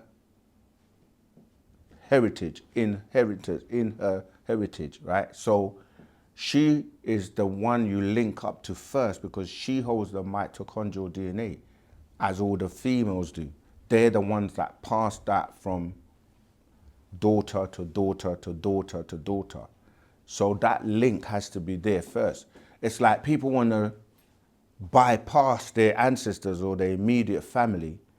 It's like if you wanted to speak to the prime minister or the president, you can't get to him just like that.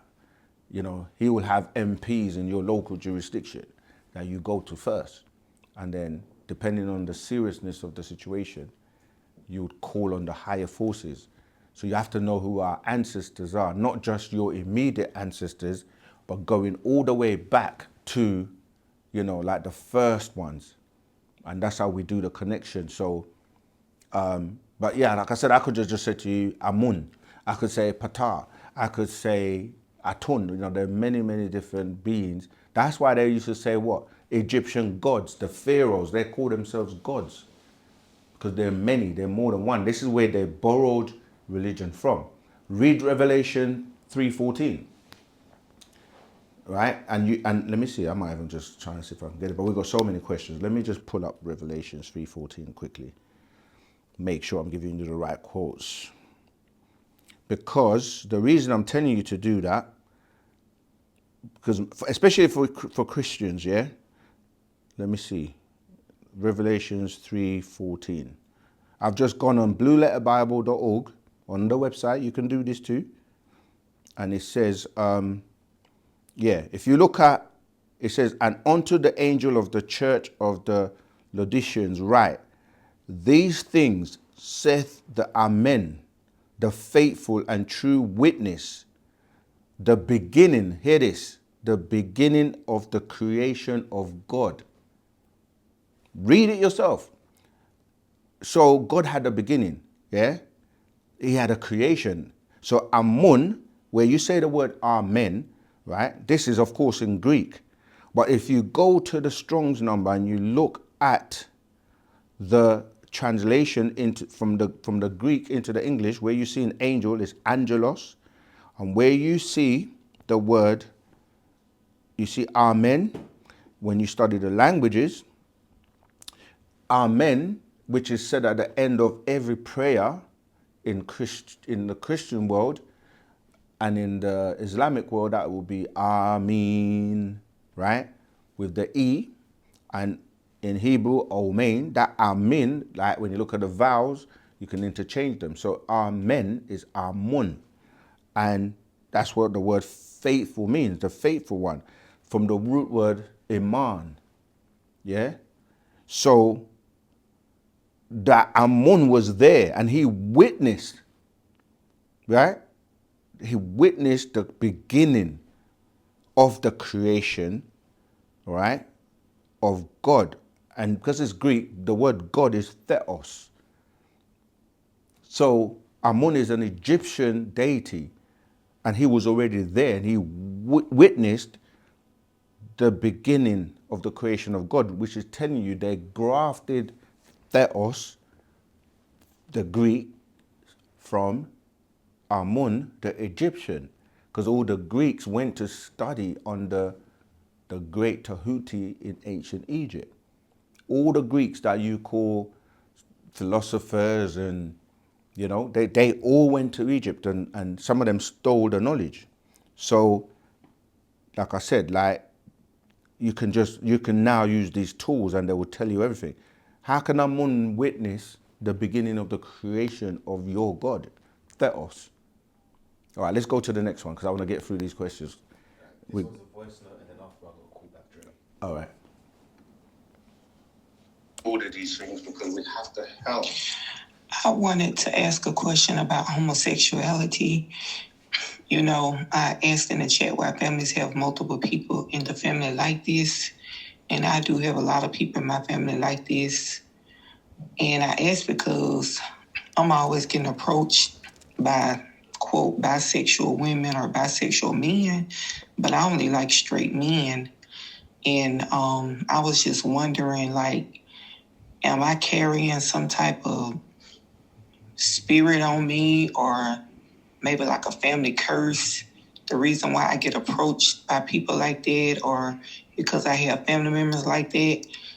I just want to know. And also, I guess too, I'm very nice to everybody. Like, I'm a people person, so I don't meet strangers, and I don't like judge people whether they're gay or homosexual, whatever. I try to just treat everybody the same. But that was what I wanted to know. Thank you. Okay, the question wasn't completely clear, but I do get it. So the question, when it comes to sexuality, because I remember we did a video and there was I think it was the 3 verses 4, and there was somebody that considered himself homosexual. I think he was also a black guy, and he was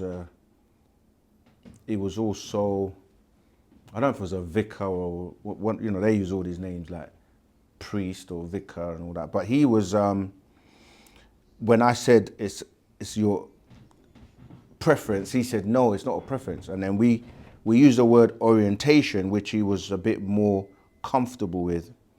And, but to be honest, when you do research the words preference or orientation, there isn't that much difference between it, because orientation means I'm here and I go that way. So I've changed my orientation. However, we also have a video on YouTube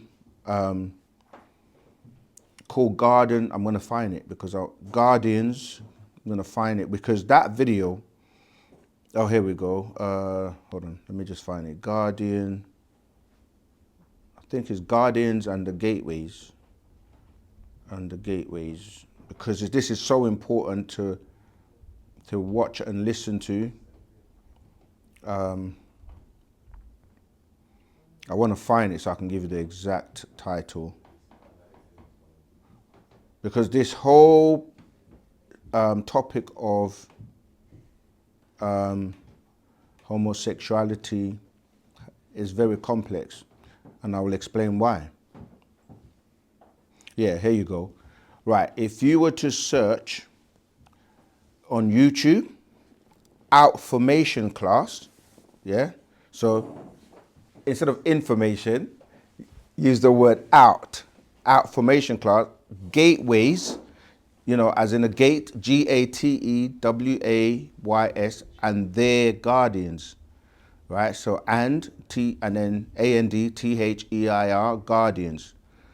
That is an hour-long explanation and going into details of your question, because it is complex in the sense that when you're looking at a person, you have the physical being who is male or female based on the chromosomes, right?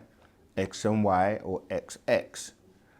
But they're composed of other levels of their being. So you can have like different gender types, where you can have a XYX or a YXY, and you can have a physical person that is female on the outside physically, but can have a male spirit, or you can have a man that's physically male on the outside, but have a female spirit.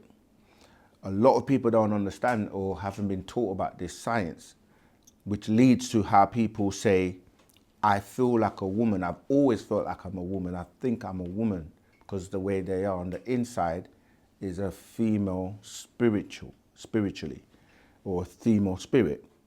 So some people will try to dress in a way to match how they think and feel they are. Some people will go as far as changing their sexual organs to become a female so they can feel and look like a female. And men do the same thing.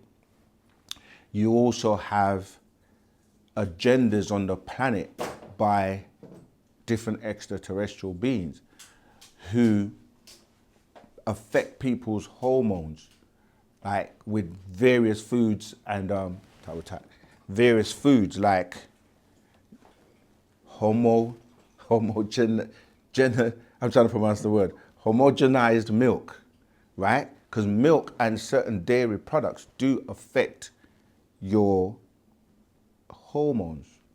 People can take tablets and all kinds of things to affect their hormones. So there is an agenda by beings from Andromeda who are androgynous, and they like or promote that. Then you have people that are just oversexed, and they basically swing in any direction, male or female. Then you have heterosexuals who just prefer, you know, the opposite sex. And there's so much mixture between all these different types of people. Plus you have the media and, like I said, these beings that are in the background controlling the narrative of what people do and see on the planet, what they wear and certain shows. So it's a very complex situation, and you have to be who you are. Like, people follow other people because it's something that they might be influenced by. So, like I said, your question was clear in the sense that you said you know who you are, but what type of energy are you exuding? And like, are you somebody that is vibrating on a particular frequency? So if we look at somebody like who people call Akhenaten, yeah, or Akhenaten, he was a being that was had a double resonance or a double frequency. That's why, even though he was a man, the hormones and the way he looked, he had hips, he had like mammary glands or breast, and he had, you know, like a little belly, and he looked, the hips were like a woman. Google it, you'll see. So these beings were beings that have the double resonance, and they were utilized to open gateways. That's why this title of this class is called Gateways and Their Guardians. All right, I hope that helps. Go ahead, Zaman. Greetings, caller. What's your name? Where you calling from? And what's your question today? Rahubat, calling from the USA. Rahubat. South Carolina. Rahubat. I recognize the voice. Yeah. I was calling. I had 3 quick questions. Mm-hmm. To piggyback off of what you were saying, off of the Akhenaten. Yeah. Was he in contact with, I guess, Enlil or Enki? Because he was saying, I remember we did research, and he said that somebody was giving him orders or giving him information to switch it over to one God and to praise the sun, like Amun-Ra. No, that wasn't Enki and Enlil. Enki and Enlil, that's dealing with, looking to see if I have, we have a book called The Coming Forth by Day by the Master Teacher, which many people refer to as the Book of the Dead. He explains that in there. We also have, you know, ancient Egypt and the pharaohs. No, that's Enlil, and that's Anunnaki. And this is something that we also try to clarify for people, is that when you're dealing with the Neteru and the Natharu, those were in Africa, whereas the Anunnaki, they were dealing with Mesopotamia or ancient Sumer or Shinar. So yeah, he was in contact. I don't have the scroll on me, but it wasn't Enlil and Enki. No, it's not upstairs. Yeah. So yeah, he was trying to unite Upper and Lower Egypt, because this is what happened where you started to have the different dynasties and different groups of people were like, I'm of the Amun priesthood, and then you had the Atun, and what he was doing was like, trying to bring them back together into one. And this is where the monotheistic religions picked it up from, in the sense of the one God worship, which was really in ancient Egypt, like when you started to have the dynasties, that's what that created. So you started to have, I'm of this, I don't have that scroll with me, because even on the front of it's the kind of creamy looking hardcover one. It's called A Coming Forth by Day, yeah?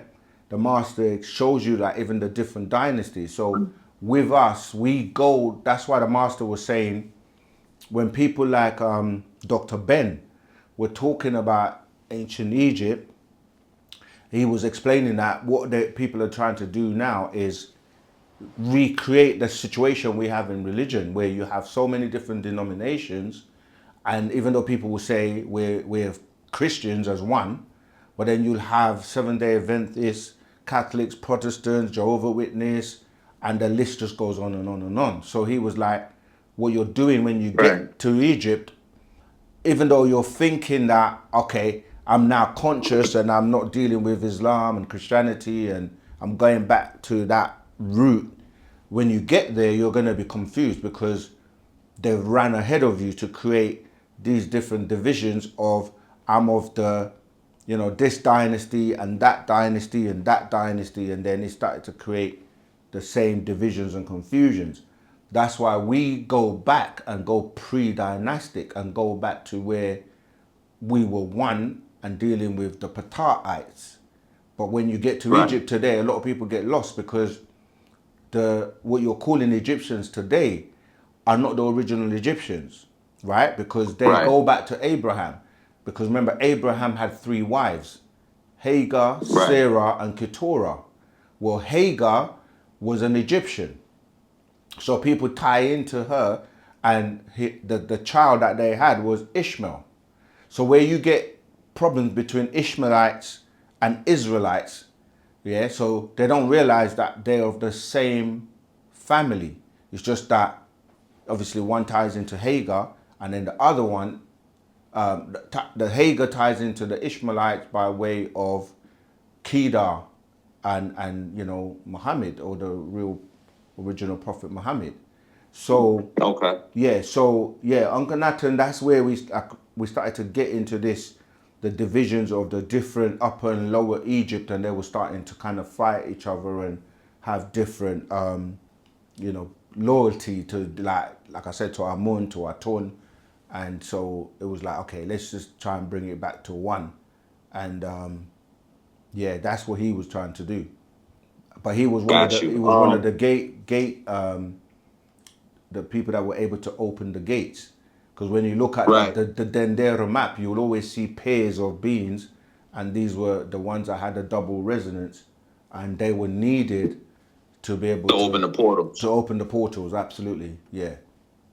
The other question I was gonna ask was, Enlil a Hindu being also? Because I know you said Enki was a reptilian being, and then they were half brothers. They had the same father with different mothers, but Enlil was actually like eating us at one point. Him and his son, Nana, and they were asking for human sacrifices and stuff like that. So was he a Naga being, or what type of being was he? He's a reptilian being. He was a reptilian being. But when you say reptilian beings as well, you have different species of reptilians, the draconians, and that's why we're saying that those are the beings that are asking for the blood sacrifices and the meat sacrifices in your Bible. But that's tying to Enlil, as you said, and those that followed Enlil, as you say, yes, Nana is his son, and till this day, that's what's happening, where you're having those beings that will say, eat meat, eat flesh, sprinkle, blood on the altar and all this kind of stuff, because these draconians were the ones that were eating the Pleiadians. And the Pleiadians were like, can we cut a deal? Can we give you, if we give you something to eat that is just as nice and as delicious as us, will you leave us alone? Right. And they said yes. So that's where they went to graft the Adamites. Is that the time already? Wow. To graft the Adamites, so that the Adamites were bred for food. But the Natharu also had a plan. This is where you get that concept of you plan a plan, and Allah or God plans a plan, and who's the greatest of planners. Because the Natharu knew that there was too much chaos with these draconian beings, these reptilians that were eating people and eating other beings. So they were like, okay, let's give them a formula, because they didn't actually know how to create these Adamites without the formula. And they got that formula by way of Ptah. And you can read this in 18 plus 1, 37 genes of the mitochondrial DNA. And that goes into more details of what I'm talking about, because this was hidden. And the plan was that when these Pleiadians, these draconians eat the Pleiadians, or when the Pleiadians eat the Adamites, they will die off.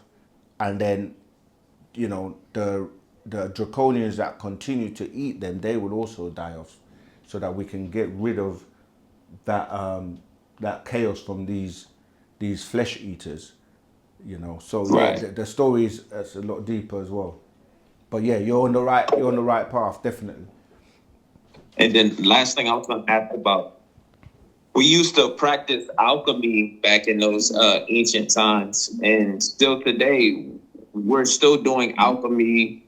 Some of us are just not aware that it's a form of alchemy. That's right. That's right. And these are the sciences that we're being taught. And like you say, excuse me, alchemy was obviously dealing with base metals and so forth, but now it's also your mind and your mental.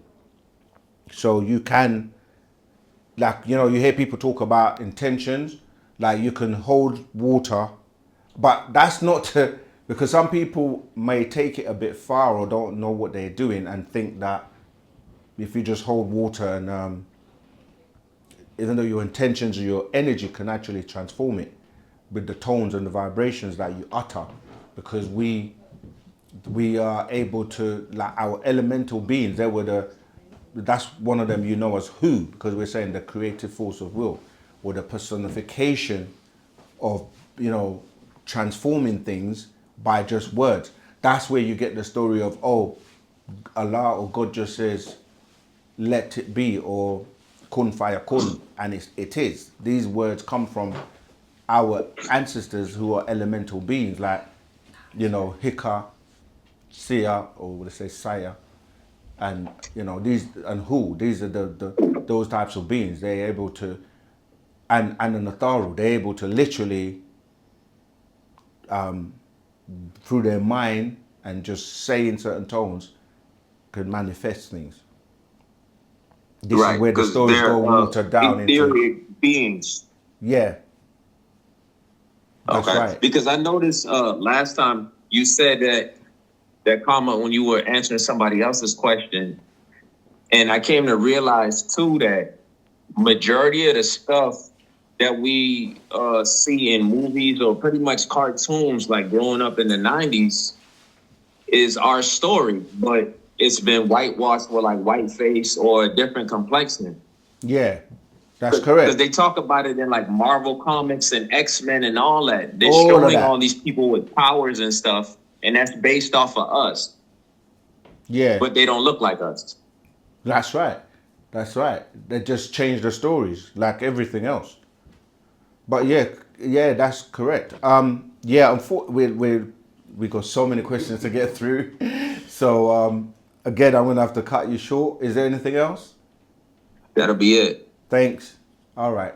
All right, thanks. All right. Classy Lady YK, Lady K. I think it may be you that called up. But yeah, in terms of the family thing, that's why I was saying that it becomes genetic, because if it's in the...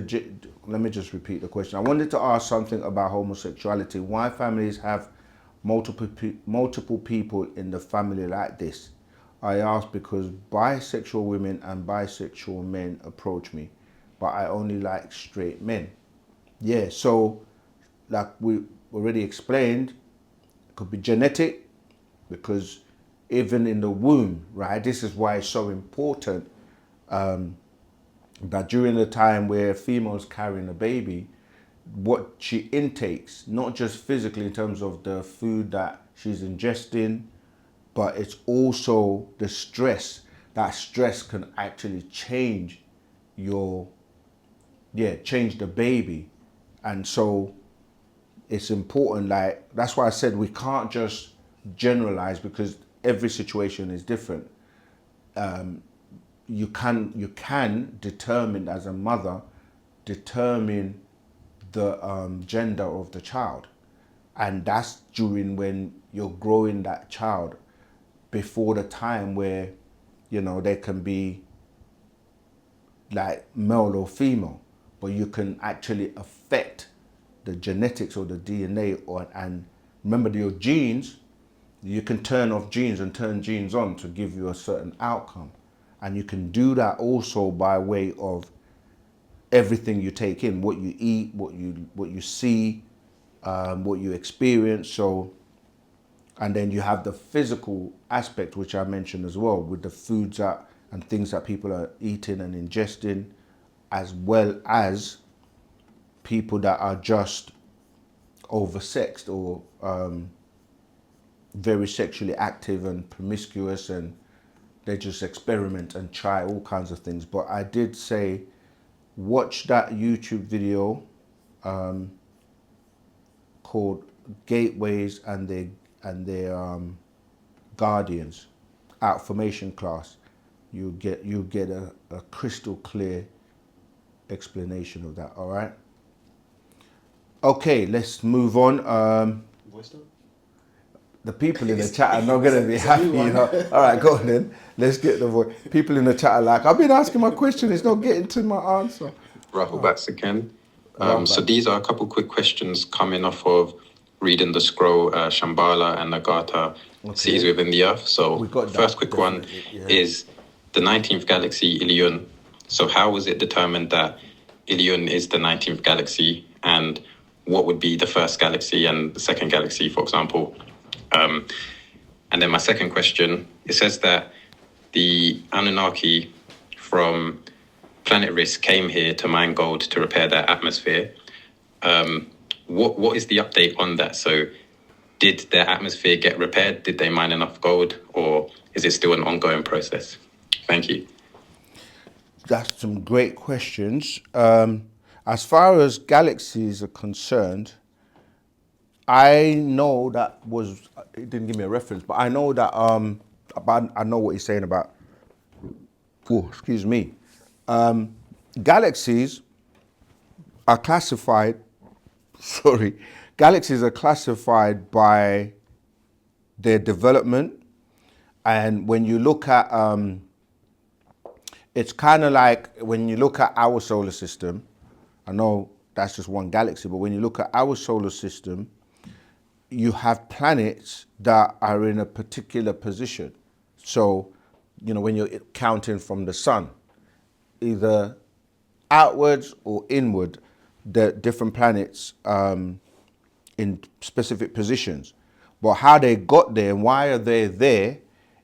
Like, for example, planet Earth is number 3 when you're counting from the sun. So they got to that point by design, but they also were, when you look at how they were formed, they were originally one, and there was an explosion that took place, as I was saying, when they're trying to explain about how we came about. And they said a big bang. And when that explosion takes place, when things explode, things get thrown into a distance. And the further you go, and then the magnetic pull of the sun, because you're dealing with magnetism, you remain there, and then you literally stop there, and then you started to cool down, and then you started to orbit the sun based on the position that you're in. So if we took that to say, when you look at different galaxies, they are also explosions that came out of a bigger sun. Yeah, so I did a video on TikTok, I think it was, and it's quite a very long video. It's not long in terms of time, but a lot of information very quickly, explaining that what you're calling our galaxy came out of a sun, and that sun came out of another sun. These were referred to as Om, and then Sao. And then Sao is where you get the word, because there were 2 people that were over those planets before they exploded, right? Sal and Arena. So their 2 names became, they took S-O-L or S-A-L, and then Arena, they took the A-R and it became solar. That's where you get the word solar from. So, yeah, depending on where you get, as far as when you're thrown out from the mass, which in this case will be the sun, you start to orbit there. And then our galaxy is the 18th. Because what I'm trying to find out, let me show you, how do the way galaxies are measured is based on their how do you guys they call it there's a particular phrase I'm looking for. Their ages. 1 second. So yeah, I just had it. It's just gone. They're classified based on their ages and how they've grown, and then as they grow or they evolve, they're labeled by the I did at that video I did. We'll go into more distance, but they're just classified based on their age and their growth, just like our suns. Like there are different types of classifications where you would go. You'll have to study. I'm trying to find the right terms. You'll have to study the evolution of like suns. So give me one moment. I'm trying to find it. Okay, so you got like when you look at our solar system, right? Our sun, which is the closest sun to us, even though it's 93 million miles away, yeah, it does fluctuate a little bit because depending on how close our planet is to it or how far away it is. I can't remember the name, but like they call different names based on their growth. So suns will grow, and then they will expand, and they'll get to a point where they will explode and then implode. And it's the same for when you're dealing with the galaxies, because when that sun explodes, it then forms the debris or the things that come out of it. They get caught up and then they start to orbit the mass because they pulled. Can't find it. So you have like supernova. They're just different terms and names that they call them based on their development, and it's the same with galaxies. And then,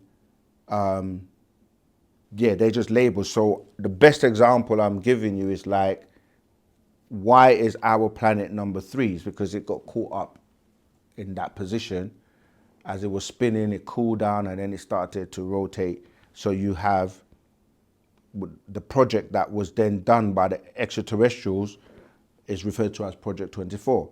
And the planet is known as Sector 3, Zone 6. Sector 3 is 3 from the sun, and Zone 6 is, when you're counting from the other direction, is number 6.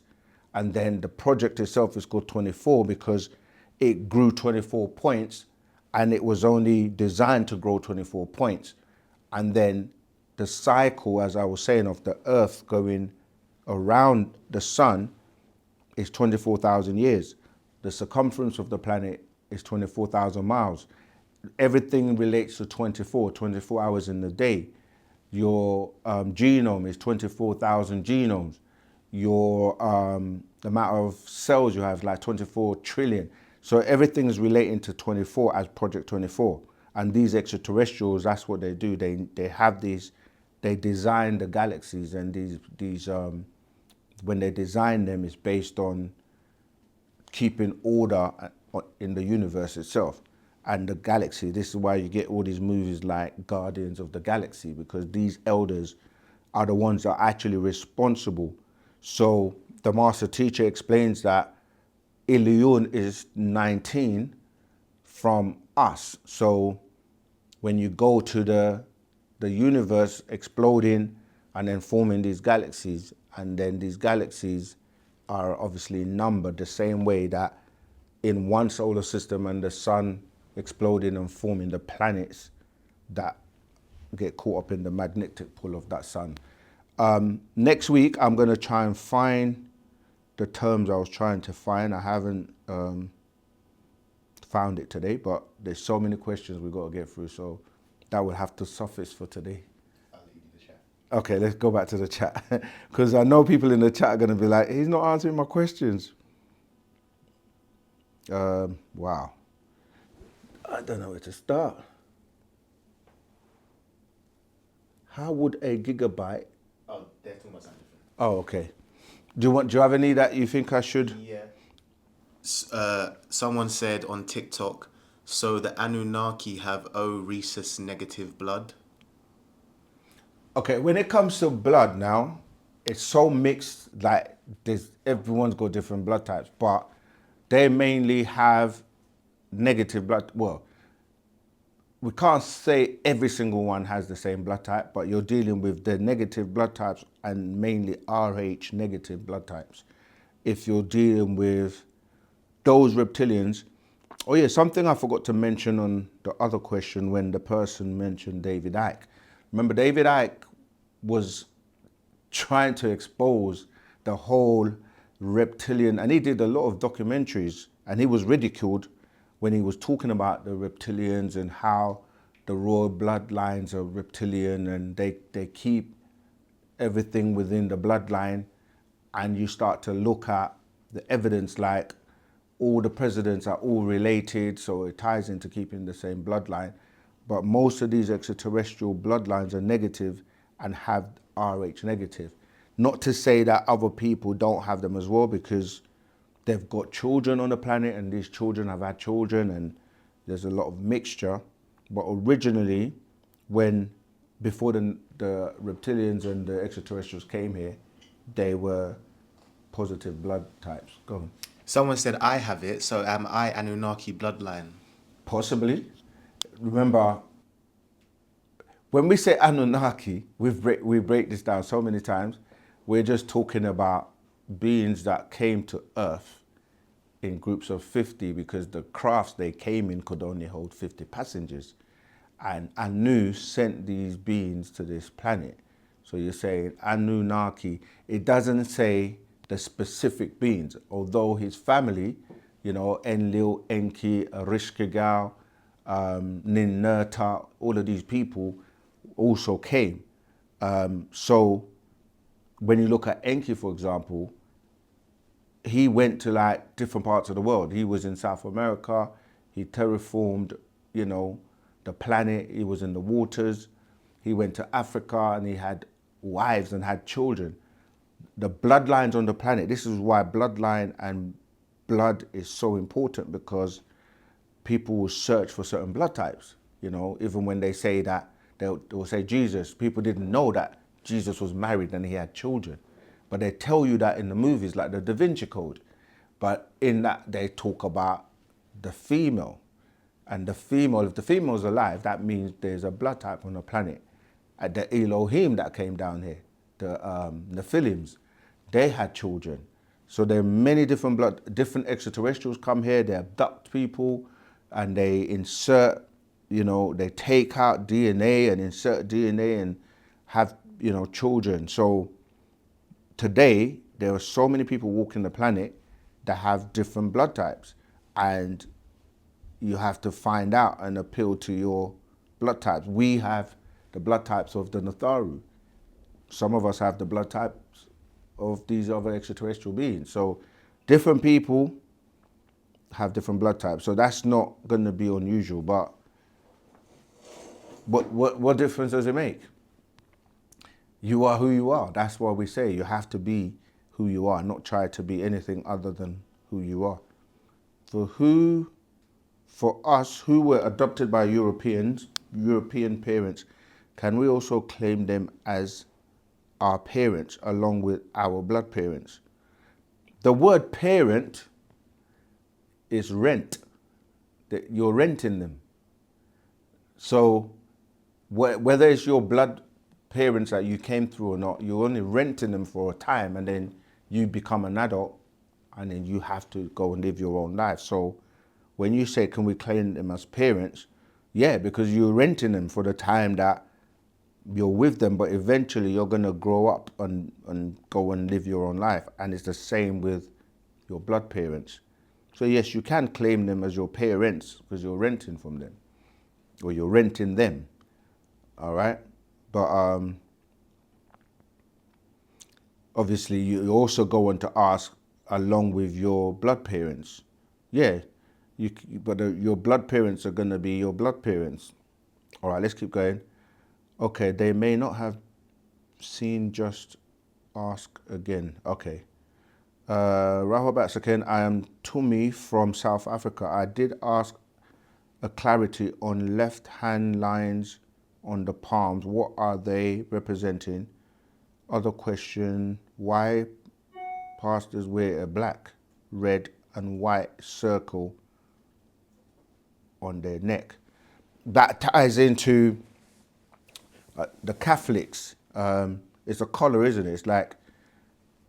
It's like a dog on a leash, and basically you go through their seminaries or you study theology, and they teach you what they want to teach you, and then you go out into the world, and but you have to answer back to them, because you know when they teach you theology, they teach it in a particular way, so you become like, for lack of a better word, their dog, because you're really got a collar and you're doing their work for them. Some may not know the deeper meanings or the significance of it, but yeah, that's what it's relating to. What's the first part? The lines on your palms. That's genetics. I know, like, you get palm readers and people that try to say this means this and that means that. A lot of that is sorcery and not really factual. They'll tell you that if you have an M on your hand, it means you're going to get money, but that doesn't make sense, because, you know, I mean, like, that's English. What if you don't speak or you're not from English? So, but they're really dealing with the genetics and like the mixture of what you've been mixed with. So you'll see different traits in people based on the genetics that they're mixed with. I want to go through these quick because there's so many. I don't read that. That sounds a bit rude. Bloody God for each continent. Ha ha. Thank you. That is a piece of the code of the universe. Okay, I get what you are saying, but I don't give these people any signals that I am this way, even after telling them this is relating to the homosexual question. They still pursue. But think about it. If you're female and a female is attracted to a female and you happen to be an attractive female, they're going to try and approach you. And you may be giving off a particular type of energy. Remember what I said before, like, there are people who they don't recognize it sometimes. Like, you can watch someone, if they're male, they may not even be homosexual or gay or anything, but they will act and behave that way. You know, the way they stand, you know, they might do certain mannerisms, and that may be genetic, or it could be the fact that they have a female spirit. So just because you have a female spirit doesn't necessarily mean that you're gonna be a lesbian or part of the LGBT community. But you know, that's the DNA, that's the genetics. So yeah, you're saying you're attracting them, and if you're attractive, males and females can find somebody attractive, so they're gonna try and find out if you swing that way, and if you don't, then they'll move on to someone else. And it depends on the area you're in as well. If you're in an area that is predominantly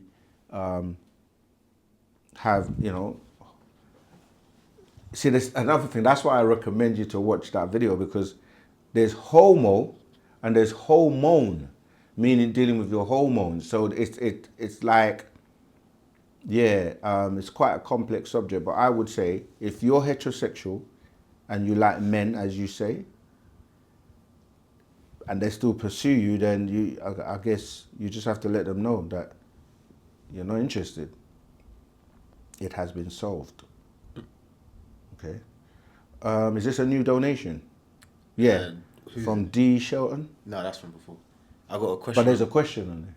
Oh, yeah, you answered it. Did I answer it? Yeah. Okay, keep going. From TikTok. Yeah.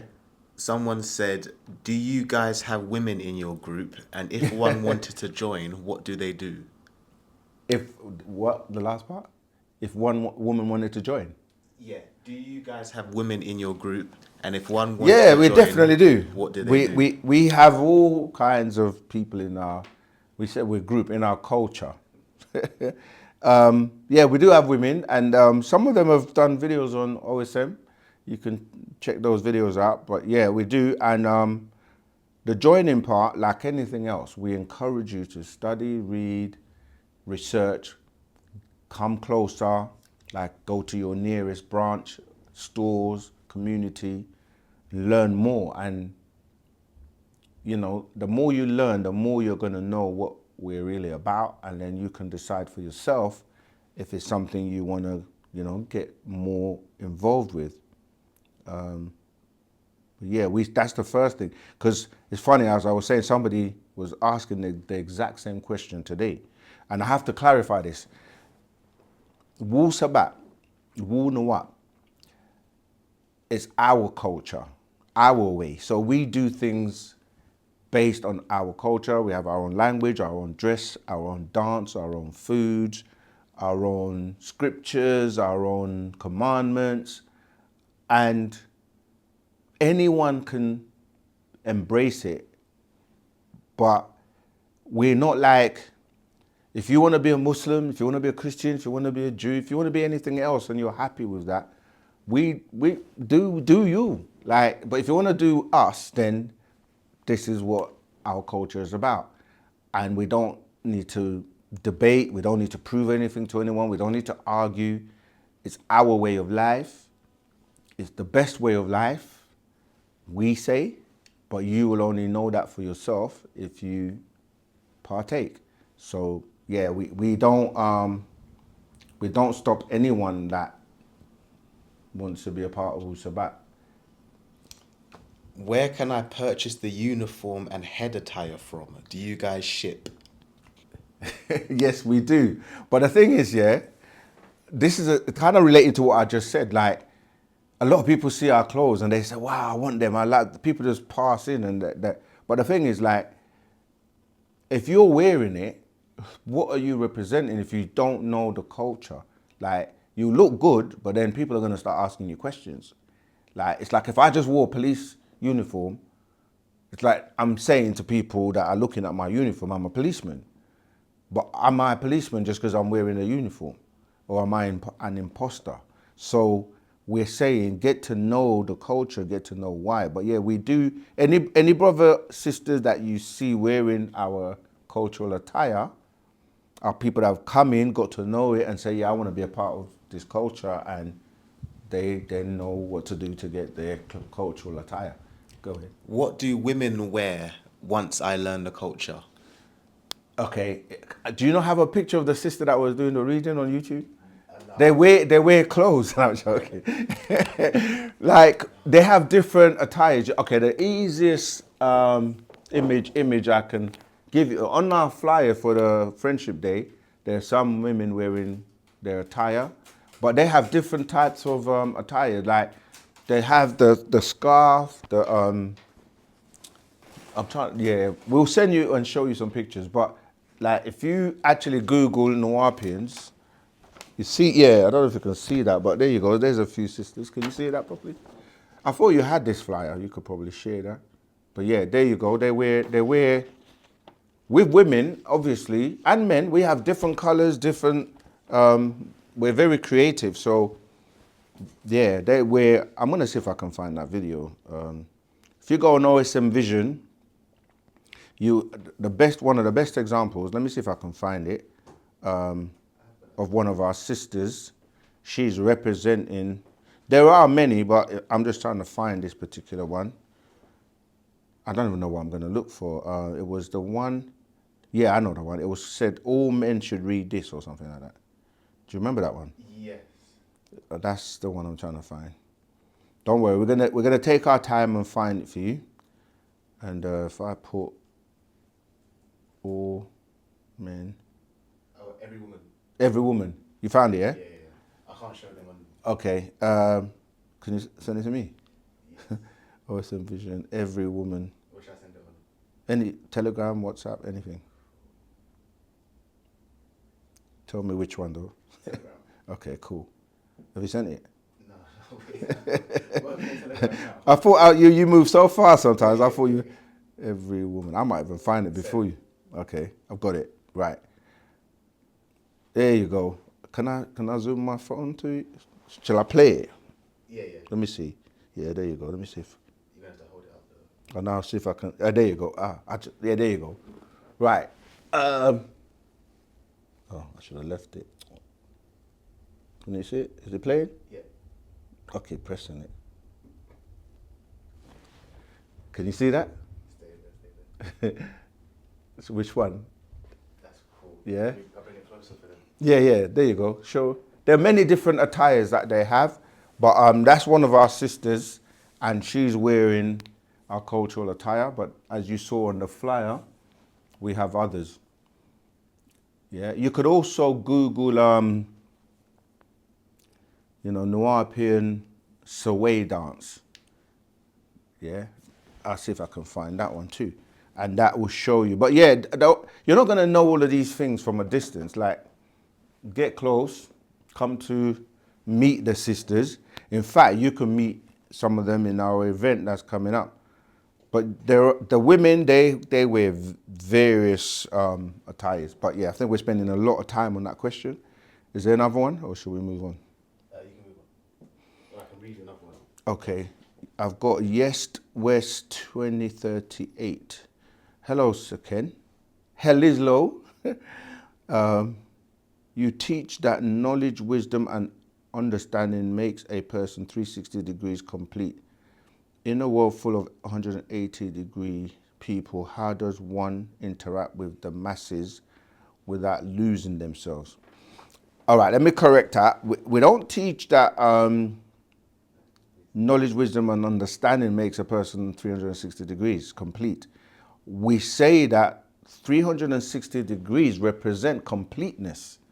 However, you already made up of 180 degrees, what we would call agreeable, and another 180 degrees disagreeable. The total gives you 360 degrees. This is why you have to have balance. We all have what people term them good and bad, but they're not really good and bad. You know what? We've already run out of time. I can't even go into too much detail. So what you're trying to do is master this physical world.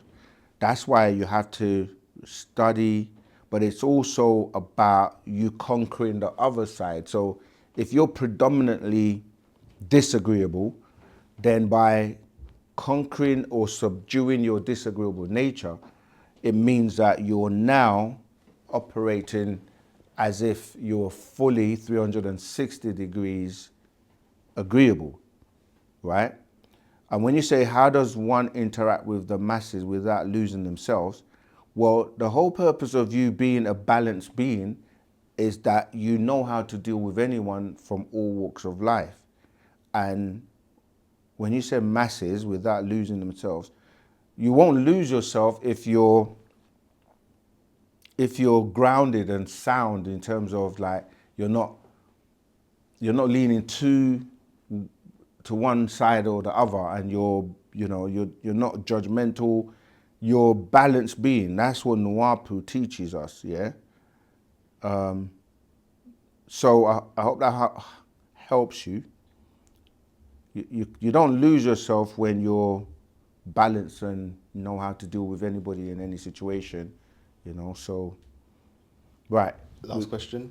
Yeah. This is the last one. Can you tell us about what's happening on February the 14th? Okay. And to come to your event, would I need to wear something specific? No, just dress to impress.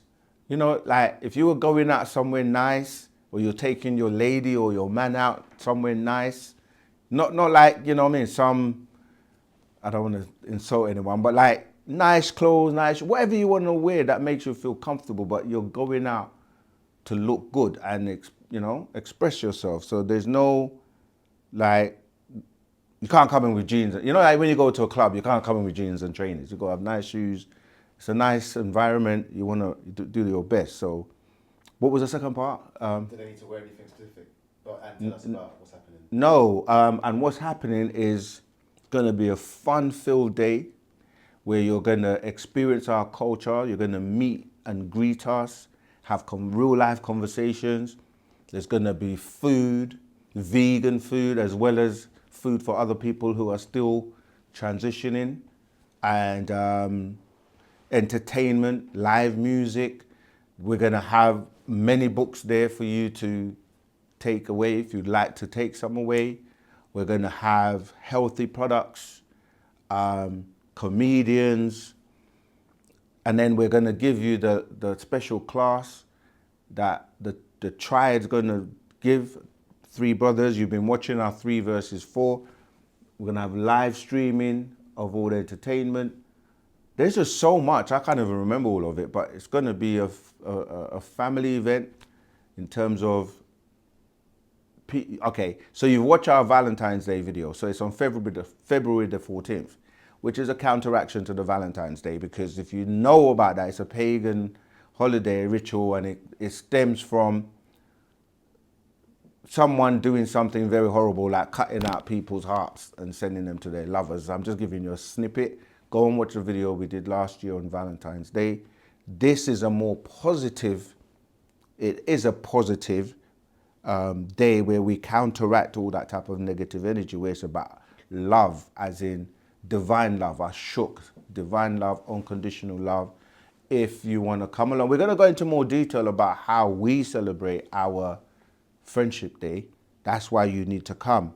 Come and mingle, you know, just come and actually experience Wu Sabat in real life, if you can. Of course, we've also catered to those who can't, who are abroad, or they can't make it for whatever reason. This is why we have the live stream tickets, which the first, I think we've got an extension of the first 15 people already gone, who got their online tickets, got a book, a scroll, but we've extended it to another 15. So, you know, and then you have the OSM code as well, so you can get a discount on your ticket. Another thing is we meet so many people online that we've never met physically, and we've been going for a good 2 years strong. And it'll be nice to meet some of you people that are in the UK. So, you know, come along and yeah, let's meet and greet. All right, so that's it today. Look, everyone who has donated, we want to show you our appreciation, or love you, and everyone who's supporting us, supporting the channel. You know, without you, we won't be able to do this. So keep doing that. Subscribe, like, share, comment on all our videos. And if you didn't get your question answered today, all I can say is Nadum, which means sorry in our language. But join our Telegram group. I don't think you've posted it today. We're going to post a Telegram group. You can join the Telegram group and ask your question there, and we will definitely answer it. Other than that, we have class on Saturday, 7 p.m. UK time, GMT, to 9:30. You can ask your questions there to the student teachers. And failing that, see you next week, same time, same place, on OSM Vision, because our souls matter. Wadu Moisa.